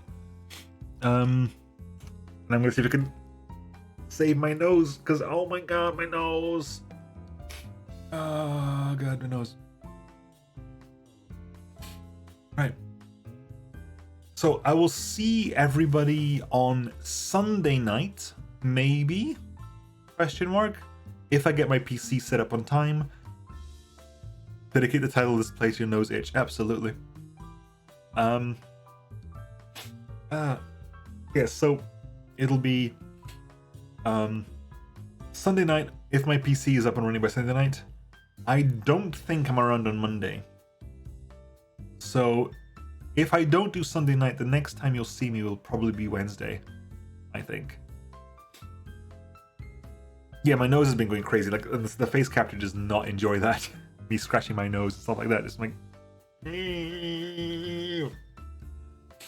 It's very messy. But yeah, I'll catch everyone either on Sunday or Wednesday next week, folks. Take care of yourselves, and I'll see you next time. Bye-bye.